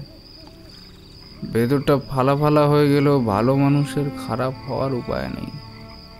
তীর্থ, আপনার শরীরটা হয়তো আজ খুব একটা ভালো নেই। ভালো নেই তো, নেই তো, একদম ঠিক ধরেছেন। ভালো নেই, কেউ ভালো না। না আমি ভালো, না আপনি ভালো, তবুও সবাই ভাবছে আমরা সবাই ভালো। আচ্ছা, ভালো হওয়া কি ভালো বলুন তো? অয়ন এসব প্রলাপের কি উত্তর দেবে বুঝতে না পেরে বলল, না মানে আমি তো ভালোই আছি। সে তো থাকতে হচ্ছে বলে। আসলে কি আপনার ভালো থাকতে ইচ্ছে করেছে মিস্টার ব্যানার্জি? আমি ঠিক বুঝতে পারছি না মিস্টার ব্যানার্জি। রিমিকে আমি খুব ভালোবাসি, জানো। মুহূর্তে অয়নের স্নায়ু টান টান। অয়ন সতর্ক হয়, জানি তো। আর রিমিকে যারা ভালোবাসে তাদের চোখ দেখলে আমি বুঝতে পারি।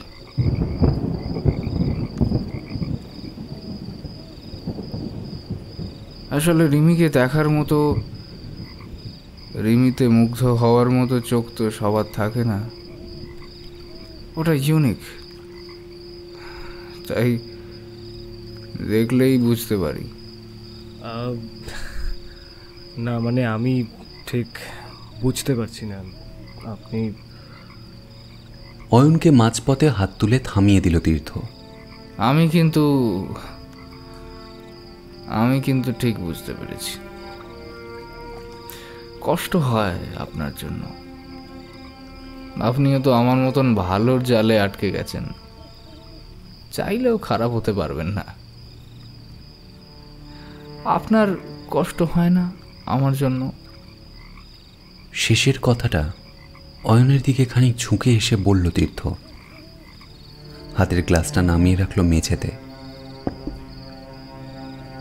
সবাই বলে ভুলের বোঝা খুব ভারী, আর আমি বলি ভালোর বোঝা আরো ভারী। জানেন তো, আমি না সেই ছোট্টবেলা থেকেই ভালো, খুব ভালো ছেলে। পরীক্ষায় খারাপ স্কোর করার অপশন ছিল না আমার কাছে।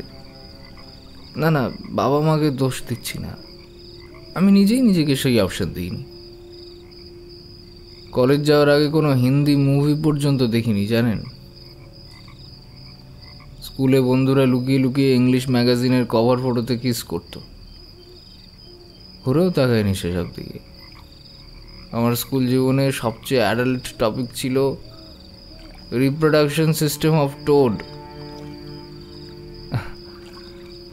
আপনি হাসছেন?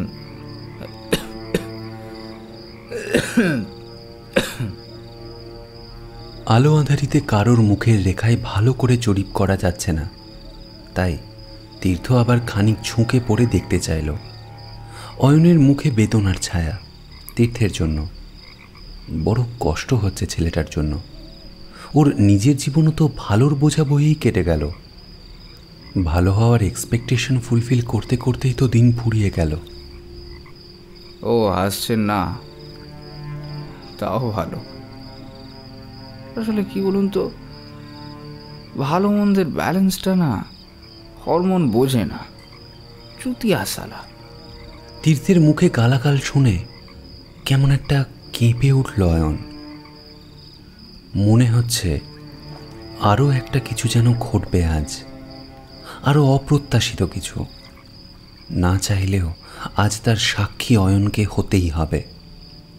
তীর্থের ঘোরটা যেন ওর মধ্যেও সঞ্চারিত হয়েছে। চাইলেও এই বারান্দা ছেড়ে উঠতে পারছে না। মেঝেটা যেন ওকে আঁকড়ে ধরে রেখেছে। I hate this hormones. দিব্যি ঘাপটি মেরে বসেছিল ফেলুদার টিনটিন অ্যাডভেঞ্চারের মাঝে। সালা রিপ্রোডাকশন সিস্টেম অফ টোডটাই কেমন ঘেঁটে দিল। ম্যামও কেমন যেন একটা আধা খেঁচড়া করে বোঝালেন, জানেন তো। বর্ষাকালে নাকি মেল টোড ফিমেল টোডদের ডাকে। আপনি ব্যাঙের ডাক শুনেছেন কখনো? কলকাতায় শোনা যায় না যদিও, কিন্তু এখানে শোনা যেত, এখনো যায়। আর এখনো ব্যাঙের ডাক শুনলেই আমার শরীর কেমন কেমন শক্ত হয়ে যায়। ভাঙা ভাঙা হিসে গলায় একা একাই বকে চলেছে তীর্থ। তারপর একদিন পুজো এলো, মুক্তা এলো। কি সুন্দর দেখতে, কেমন যেন মাখন মাখন, কেমন বড়দের মতো কথা বলতো। আমরা সাইকেলে করে কত ঘুরলাম, গল্প করলাম। তারপর দশমীর রাত এলো, আজকের মতো। মুক্তা চলে গেল। কিভাবে চলে গেল মুক্তা? সব বলছি, বলবো বলেই তো বসে আছি। কাউকে বলিনি তো এতদিন, শুধু ওই ওকে ছাড়া। আঙুল দিয়ে দেখালো বারান্দার গা ঘেঁষে দাঁড়িয়ে থাকা জামরুল গাছটার দিকে। গাছটার দিকে চোখ পড়তেই অয়নের গাটা কেমন শিরশির করে উঠল। মনে হচ্ছে গাছটা যেন এতক্ষণ চুপি চুপি বারান্দার গা ঘেঁষে দাঁড়িয়ে আড়ি পাচ্ছিল।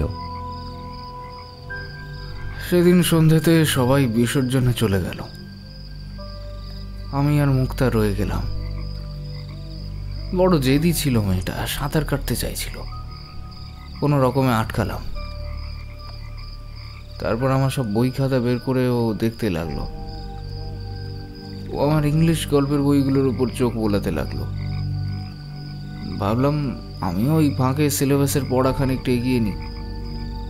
জানেনই তো 10 বছর পর পর পুজো হয়, পড়াশোনার বেশ ক্ষতি হয়।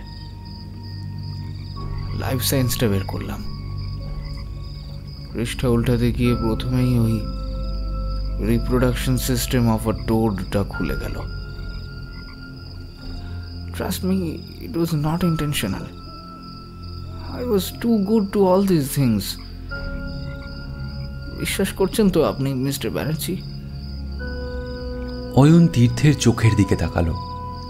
খুব যন্ত্রণামাখা দৃষ্টি, অসহায়তার ছাপ স্পষ্ট। ওরকম হয় তীর্থ, আপনি এত রিয়াক্ট করবেন না। না মিস্টার ব্যানার্জি, আমায় বলতে দিন। রিয়াক্ট তো সেদিন করেই ফেলেছিলাম। বইটা খুলে দেখতেই মনটা কেমন যেন একটা হয়ে গেল। কানে যেন শুধু ব্যাঙের ডাক আসছিল।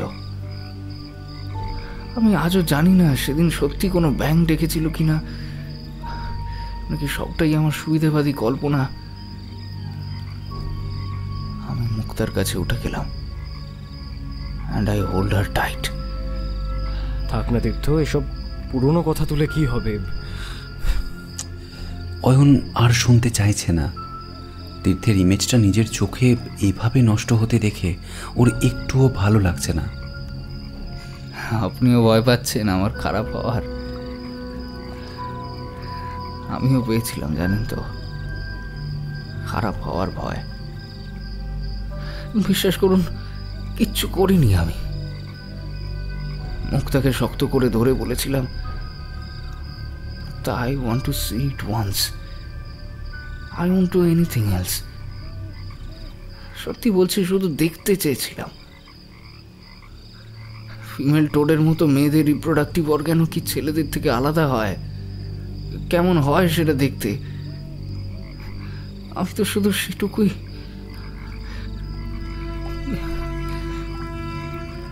এটুকু বলে তীর্থ 2 হাতে মুখ ঢাকলো, ফুঁপিয়ে ফুঁপিয়ে কাঁদতে লাগলো। তারপর অয়নের অজান্তেই মুখ থেকে প্রশ্নটা বেরিয়ে এলো। তীর্থ মুখটা তুলল, তারপর আস্তে আস্তে বলল বাকিটা। মুক্তা এক ঝটকায় সরিয়ে দিল আমাকে। মুক্তা কল্ড মি পারভার্ট। আমি বোঝালাম ইট ওয়াজ জাস্ট এ কিউরিওসিটি, আর কখনো হবে না। কিছুতেই বিশ্বাস করলো না আমার কথা। ও নাকি আমায় বিশ্বাস করে না। আমি নাকি সব খারাপ কাজ করার জন্যই বাড়িতে ওর সাথে থেকে গিয়েছিলাম।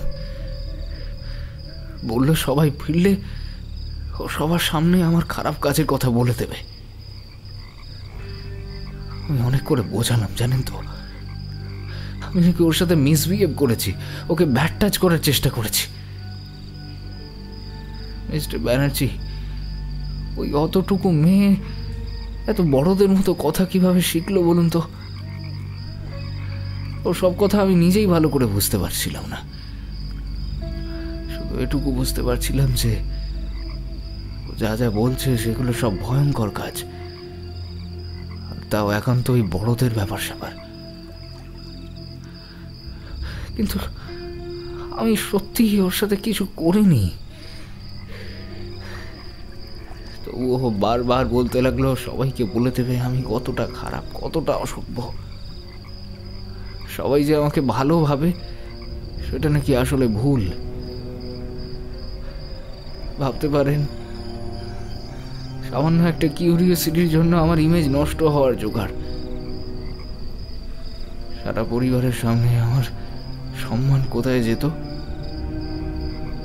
বোঝাতে গেলাম ওকে হাত ধরে, খামচে দিয়ে দৌড়ে পালালো পুকুর পাড়ে। আমি ওর পিছনে পিছনে দৌড়লাম। বোঝাতেই গিয়েছিলাম, বিশ্বাস করুন।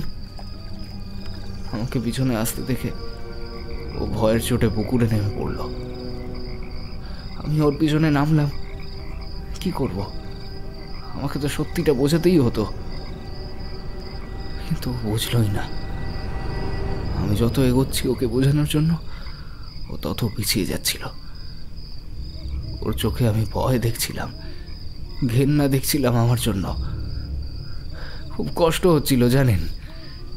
আমি তো ভালো ছেলে, আমাকে কেউ কোনোদিন ভয় পায়নি, কেউ আমাকে কোনোদিন ঘেন্না করেনি। তাহলে মুক্তা কেন ভয় পাবে, ঘেন্না করবে? তাও একটা ভুল কারণে। ওর বেঁচে থাকাটা আমার ভালো ছেলে হওয়ার গায়ে একটা কালো আঁচড় হয়ে দাঁড়াচ্ছিল। ওর ওই ভুল দৃষ্টিটা আমার পক্ষে মেনে নেওয়া সম্ভব ছিল না মিস্টার ব্যানার্জি। তাই তো বাধ্য হয়ে মুক্তার মাথাটা জোর করে জলের মধ্যে চেপে ধরতে হলো। ততক্ষণ চেপে ধরলাম যতক্ষণ না বলা ছেড়ে দিল যে সবাইকে সবকিছু বলে দেবে। সবার কাছে ভালো থাকার জন্য আমি সারা জীবন নিজের কাছেই খারাপ হয়ে রয়ে গেলাম মিস্টার ব্যানার্জি।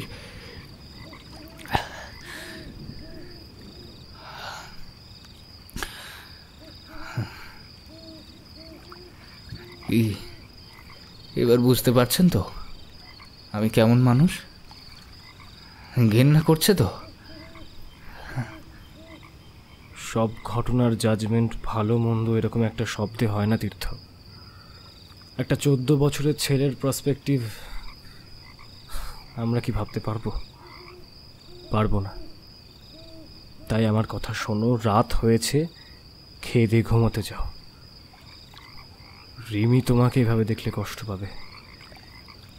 অয়ন এতক্ষণে স্টেডি হয়ে গেছে। আজ থেকে 20 বছর আগের একটা ঘটনা খুঁড়ে অপরাধীকে শাস্তি দিতে গেলে আরও অনেকগুলো মানুষ বিনা দোষে শাস্তি পাবে। যাই করে থাকুক তীর্থ, ছেলেটা নিঃসন্দেহে ভালো। আর সবচেয়ে বড় কথা, তীর্থের কিছু হলে রিমি সবচেয়ে বেশি কষ্ট পাবে, আর সেটা অয়ন কিছুতেই সহ্য করতে পারবে না। তার থেকে এই ভালো, ও বরং রিমিকে বলবে তীর্থের একটা কাউন্সিলিং করিয়ে নিতে। ও যতটা না শারীরিকভাবে অসুস্থ, তার থেকেও অনেক বেশি মানসিক ভারাক্রান্ত। সব কিছু শোনার পরেও বলছেন আমার দোষ নেই? আপনি সত্যি বলছেন? তীর্থের গলায় শিশুসুলভ খুশির ঝলক। একদম সত্যি বলছি। আর যদি দোষ ত্রুটি কিছু থেকেও থাকে, তা সেই 14 বছরের ছেলেটার ছিল। আজ আমার সামনে যে দাঁড়িয়ে আছে, সে একজন আদর্শ স্বামী, একজন দায়িত্ববান বাবা, যে আর কদিন পরে আরেকটা ফুটফুটে মেয়ের বাবা হতে চলেছে আবার। শেষের কথাটা কথার দিক পরিবর্তনের জন্যই বলল অয়ন। আপনার কি মনে হয় সে কি আসবে আমার ঘরে? আসবে না। আমাদের কোলে দেবাংশী আসবে না মিস্টার ব্যানার্জি। সংশয় বা প্রশ্ন যাই হোক না কেন, তা সবটাই নিজের কাছে।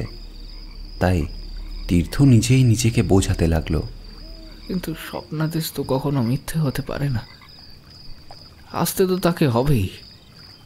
It's predestined mister Banerjee, it's predestined. শেষের কথাটা নিজের মনেই বিড়বিড় করতে লাগলো তীর্থ। এত বছরের জমা কথা বের করে দেওয়ার পর ওকে খুব ক্লান্ত দেখালো। অয়ন আস্তে আস্তে উঠে পাশের ঘরের দিকে পা বাড়ালো।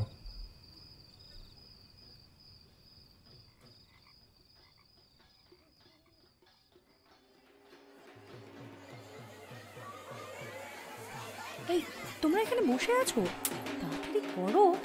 আজ সকাল থেকেই বাড়ি খুব জমজমাট, স্পেশালি ঠাকুর দালান। এরপরে দেবী বরণ হবে। আর 5টা বাড়ির দুর্গাপুজোতে যেভাবে বরণ হয় সেভাবেই। তারপর হবে হলুদ খেলা। তবে এ বাড়ির প্রতিমা যেহেতু অনুরা, তাই এ বাড়িতে সিঁদুর দিয়ে না, কাঁচা হলুদ বাটা দিয়ে দেবী বরণ হয়। তারপর শুরু হয় বিয়ের সকালের মতো হলুদ খেলা। সবার আগে বরণ শুরু করলেন পলা বৌদি, তারপর একে একে রিমি, বলিদি, মিতা কাকিমা, পাড়ার আর কয়েকজন মহিলা, এমনকি উর্মিও বেশ ভক্তি ভরেই বরণ করল। নিয়ম আচার সবই এক, শুধু বরণ করার সময় মায়ের গালে আর কপালে সবাই হলুদ ছুঁয়ে দিতে লাগলো। দেখে মনে হচ্ছে আজ সন্ধ্যেতে মায়ের বিসর্জন নয়, বিয়ে হবে। এবার একটু একটু করে হলুদ আর সিঁদুর নিয়ে নিজেদের মধ্যে খেলা শুরু হচ্ছে। বাড়ির ছেলেরা এখানে বিশেষ কেউ নেই। অয়ন এবার ঘরে গিয়ে এবেলা গোছগাছটা করে নেবে ভাবল। তীর্থকেও সকাল থেকে দেখা যাচ্ছে না। অবশ্য কাল রাতের পর অয়নও তীর্থের মুখোমুখি হতে চাইছে না। না না, তীর্থের অতীত জানা নিয়ে অয়নের মনে কোনো অস্বাচ্ছন্দ্য নেই, কিন্তু রিমির প্রতি ওর দুর্বলতাটা তীর্থ বুঝতে পেরে গেছে জেনে কেমন একটা কুণ্ঠা বোধ হচ্ছে। এই বলি দি, তোমার ছেলে কোথায় গো? আমাদের সিঁদুর খেলাটার একটা ফেসবুক লাইভ করলে তো দারুণ হতো। আরে সবাই দেখতে পেত। একটু দেখো না, ডাকো না ওকে। বোঝাই যাচ্ছে উর্মি সোশ্যাল মিডিয়ার ব্যাপারে বেশ সিরিয়াস। লাইক, ভিউজ, শেয়ারের মোহে আচ্ছন্ন। পাছে আবার অয়নের ওপর ভিডিও করার এই গুরু দায়িত্বটা চাপে, এই ভয়ে ও তাড়াতাড়ি মূল বাড়ির দিকে পা বাড়ালো। আর যেতে যেতে বুলিদির উত্তরটাও কানে এলো। জনকে আর পাচ্ছিস কোথায়? সে তো সকাল থেকেই বাড়ির উঠোনে তীর্থের সাথে বসে বিকেলে ঠান্ডার ব্যবস্থা করছে। তীর্থ বাড়ির ভেতরে আছে শুনে অয়ন একটু থমকালো। তারপর মুহূর্তেই মাথায় এলো রান্নাঘরের পাশ দিয়ে যে দরজাটা আছে সেটা দিয়ে ঢুকলে উঠোনে পা না দিয়েই সোজাসুজি দালানে উঠে যাওয়া যায়। আর যদি উঠোনে বসা লোকটা দালানে ওঠার মূল দরজার দিকে মুখ করে না বসে, তো অয়নকে দেখার কোনো সম্ভাবনাই নেই। অবশ্য অয়ন জানে না তীর্থ কোন দিকে মুখ করে বসে আছে, তবু এটুকু চান্স নেওয়া ছাড়া আর তো কোনো উপায়ই নেই এই মুহূর্তে। এসব ভাবতে ভাবতেই অয়ন অর্ধেক বাগান পেরিয়ে গেল। আর এদিকে শুরু হলো আক্ষরিক অর্থে খেলা। সাথে সাথে পাড়া কাঁপানো জোড়া ঢাকের দরজা। আর ঠিক সেই সময়েই রণ দৌড়তে দৌড়তে ঠাকুর দালানে এসে ঢুকলো। নতুন মানি, শিগগিরই চলো। তীর্থমামুর ডাব কাটতে গিয়ে নিজের কাটারিতে পা কেটে গেছে, অনেক অনেক রক্ত বেরোচ্ছে। দেখেই বোঝা যাচ্ছে একসাথে অনেকটা রক্ত দেখে বেচারি ভয় পেয়ে গেছে। তবু বুলিদি আরও প্রশ্ন করে ব্যাপারটার গুরুত্ব বোঝার চেষ্টা করলো। যদিও বা ততক্ষণে রিমি মূল বাড়ির দিকে দৌড় লাগালো। অনেকটা রক্ত বেরিয়েছে? কতটা কতটা কেটেছে? কিভাবে কাটলো? অনেকটা রক্ত মা, সবকটা ডাব কাটা হয়ে গিয়েছিল। মামু বলল আরো 4টে ডাব লাগবে, নিজেই যাচ্ছিল আনতে, কিন্তু অনেকক্ষণ বসে থেকে মামুর পায়ে ঝিঝি ধরেছিল, উঠতে গিয়ে অসুবিধে হলো, তাই আমাকেই আনতে বলল। তারপর ডাব নিয়ে এসে দেখি মামুর পা কেটে গিয়ে গল গল করে রক্ত বেরোচ্ছে। চল তো দেখি। বুলিদির সাথে সাথে বাকিরাও বাড়ির দিকে রওনা হলো। উঠোনে এসে দেখল তীর্থ গায়ে চাদরটা জড়িয়ে কাত হয়ে বসে আছে। রুদ্রনাথ ফার্স্ট এইড বক্স নিয়ে পাজামাটা তুলে ডেটল দিয়ে ক্ষতটা পরিষ্কার করছেন। নতুন কাকু এসে দাঁড়িয়েছে। প্রবাল তীর্থর কাঁধে হাত রেখে একটু ঝুঁকে দাঁড়িয়ে আছে। আর দালানের একটা থাম ধরে রিমি থরথর করে কাঁপছে। কিচ্ছু হয়নি, কিচ্ছু হয়নি দিদি ভাই, তুমি চলো, তুমি চলো, ওপরে চলো, তুমি ওপরে চলো প্লিজ। উর্মির কথায় রিমি তীর্থের পাশ দিয়ে উপরে উঠে চলে গেল। ঘরে ঢোকার আগে দেখল পাশের ঘরের দরজার সামনে অয়ন দাঁড়িয়ে আছে। অয়নের সাথে একটা দৃষ্টি বিনিময় হলো ওর। রিমির সেই দৃষ্টিতে বেদনা, আতঙ্ক, অসহায়তা সব মিশে আছে। অয়ন কি করবে তাহলে? একটু আগে যে ভয়ঙ্কর কাণ্ড সে দেখেছে সেটা কি রিমিকে জানাবে না? কিন্তু রিমি না জানলে তো সমস্যাটার সমাধানের কোনো ব্যবস্থাও নেওয়া যাবে না। কিন্তু বিসর্জনের আগে এসব কথা আলোচনা না করাই ভালো। তবে কি আজ রাতে রিমির সাথে কথা বলবে অয়ন? এসব 7-5 ভাবতে ভাবতে অয়নও নিজের ঘরের দিকেই পা বাড়ালো।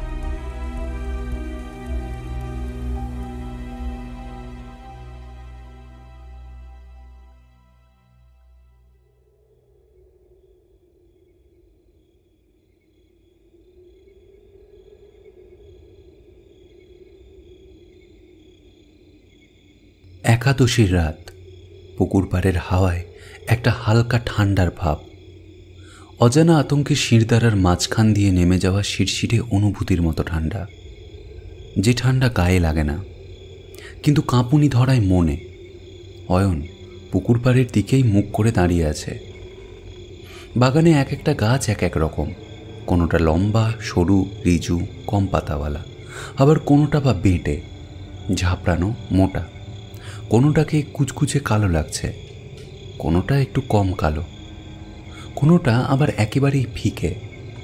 কালো রঙেরও যে কত রকম ফের হয় তা আজ এখানে না দাঁড়ালে জানতেই পারত না অয়ন।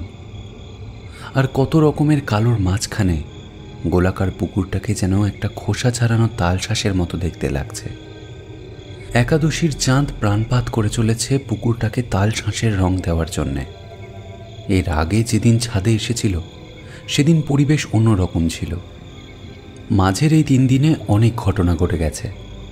দর্শক হয়েও অয়ন এই গল্পের সাথে খুব তীব্রভাবে জড়িয়ে গেছে, বা বলা ভালো নিজেই নিজেকে জড়িয়ে ফেলেছে। তা না হলে আজ বিসর্জনে যাওয়ার সময় রাতে রিমিকে ছাদে আসতেই বা বলবে কেন?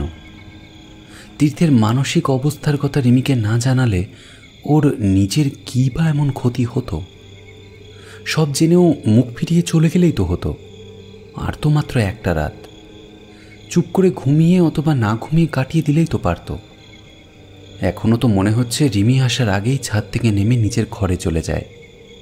তাহলে কি সেই অপ্রতিরোধ্য টান যা অয়নকে ভূতে পাওয়া মানুষের মতো রাত প্রায় 12:30টায় এই ছাদে নিঃসঙ্গ দাঁড় করিয়ে রেখেছে? আর রিমি বা এত দেরি করছে কেন?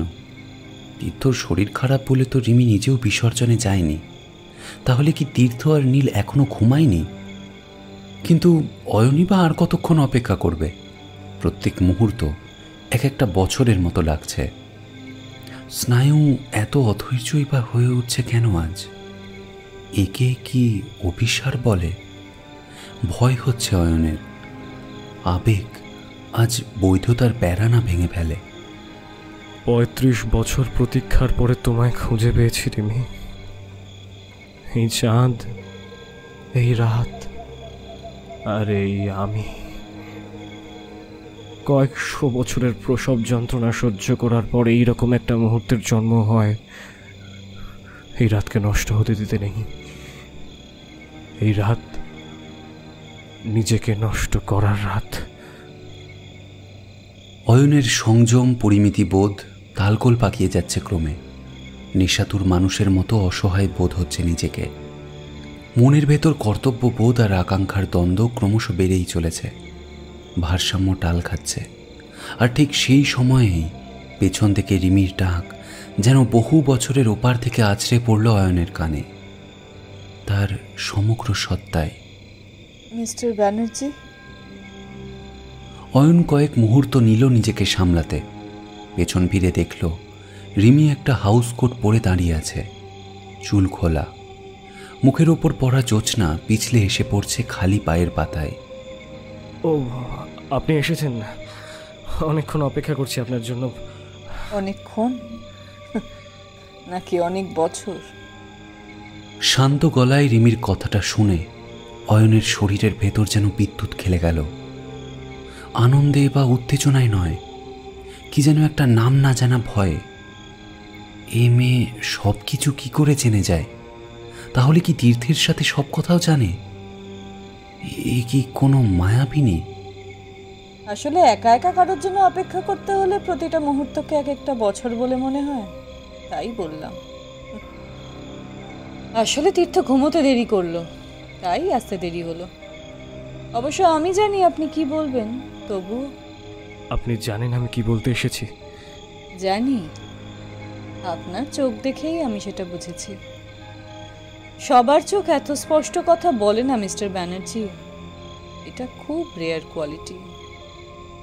তবে কি এই সেই মহেন্দ্রক্ষণ যার জন্য এত বছর একাকিত্ব বিনা অভিযোগে সঙ্গ দিয়েছে অয়নকে?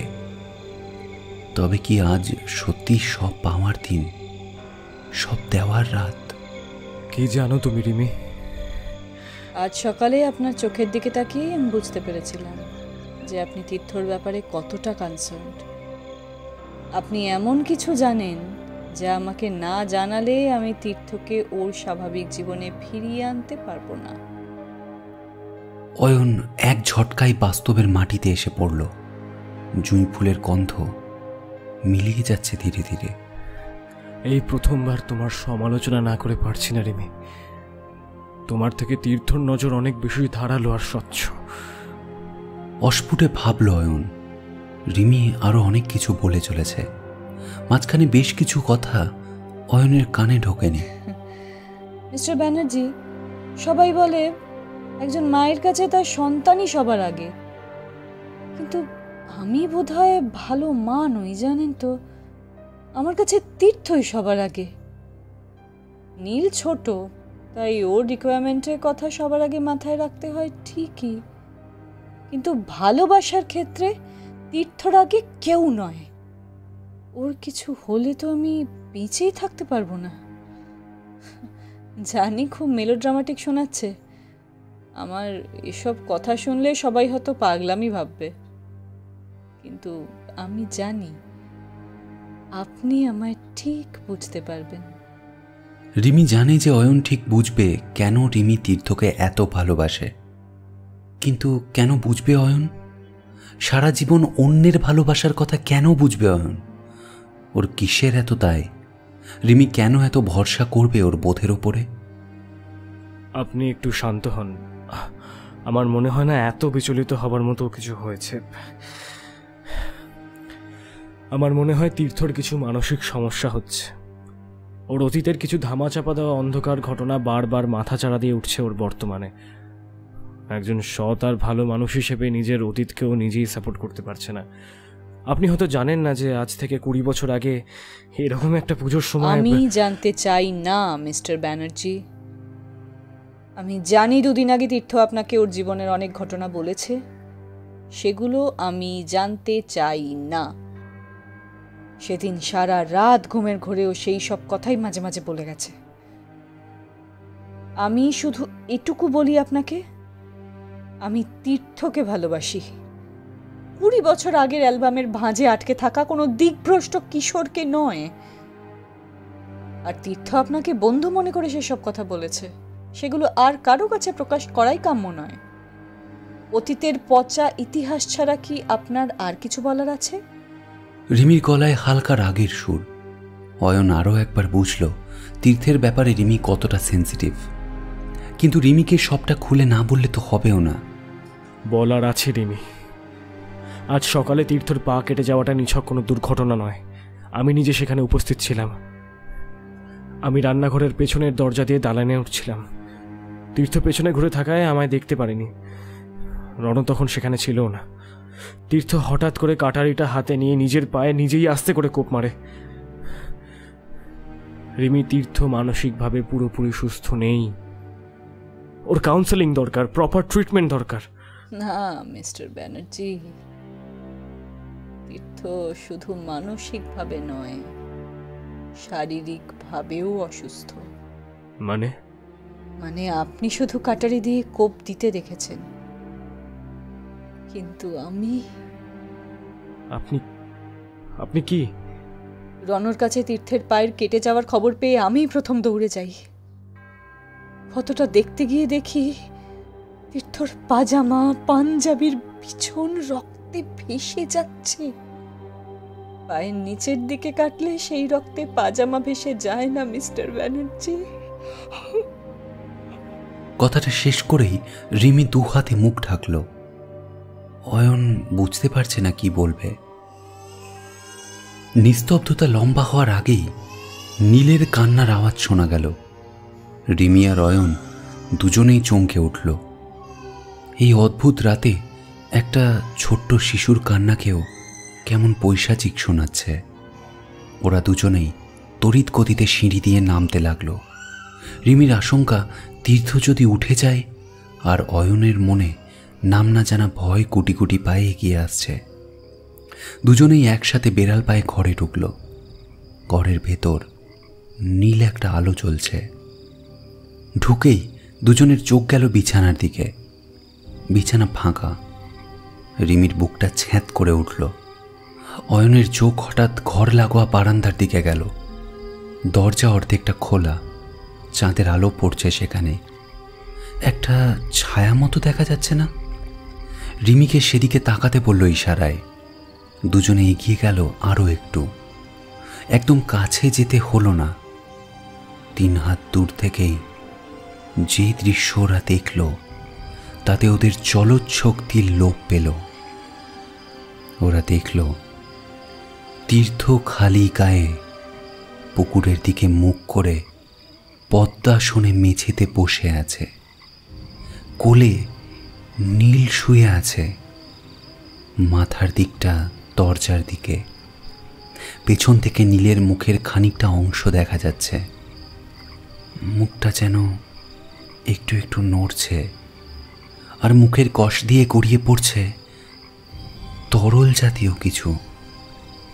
হালকা আলোয় চকচক করছে নীলের ভেজা ঠোঁটের চারপাশ।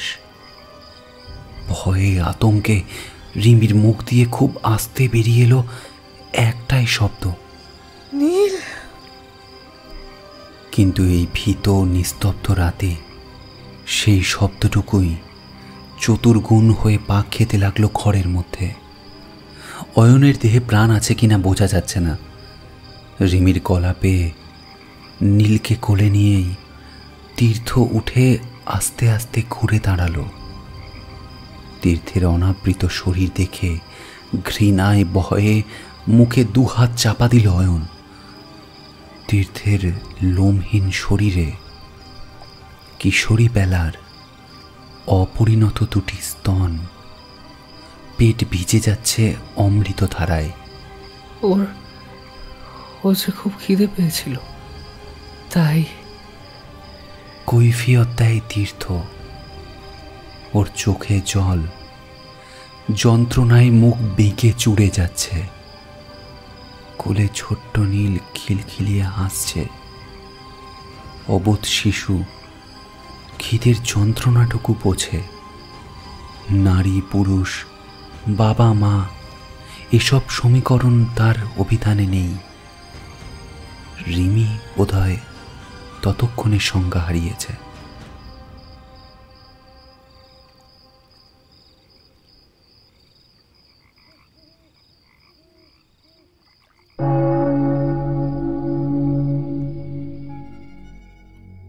পৃথিবীর সকল দেনা পাওনাই নিক্তিতে মাপা। একটু কম বেশি হয়তো হয়, তবে একেবারে ফাঁকি দেওয়া সম্ভব নয়। একাদশীর সেই বিষণ্ণ রাতে তীর্থকেও শোধ করতে হয় এমনই এক পাওনা। তবু সেই ভয়ঙ্কর রাত্রির শেষেও একটা ভালোবাসার ভোর হয়। সূর্যের প্রথম কিরণ ভালোবেসে ঘুম ভাঙিয়ে দেয় কোনো নতুন ফুলের। হয়তোবা কোনো বাচ্চা মেয়ে ভালোবেসে ক্যালেন্ডারের পাতায় দাগ দিয়ে রাখে পরের বারের দুর্গাপুজোর। কারণ পাপ শাস্তি এগুলো ক্ষণজন্মা, ভালোবাসা কিন্তু চিরন্তন। শুনছিলেন মাতৃরূপেণ সিরিজের প্রথম গল্প, দোলা দাসের লেখা দেবাংশী।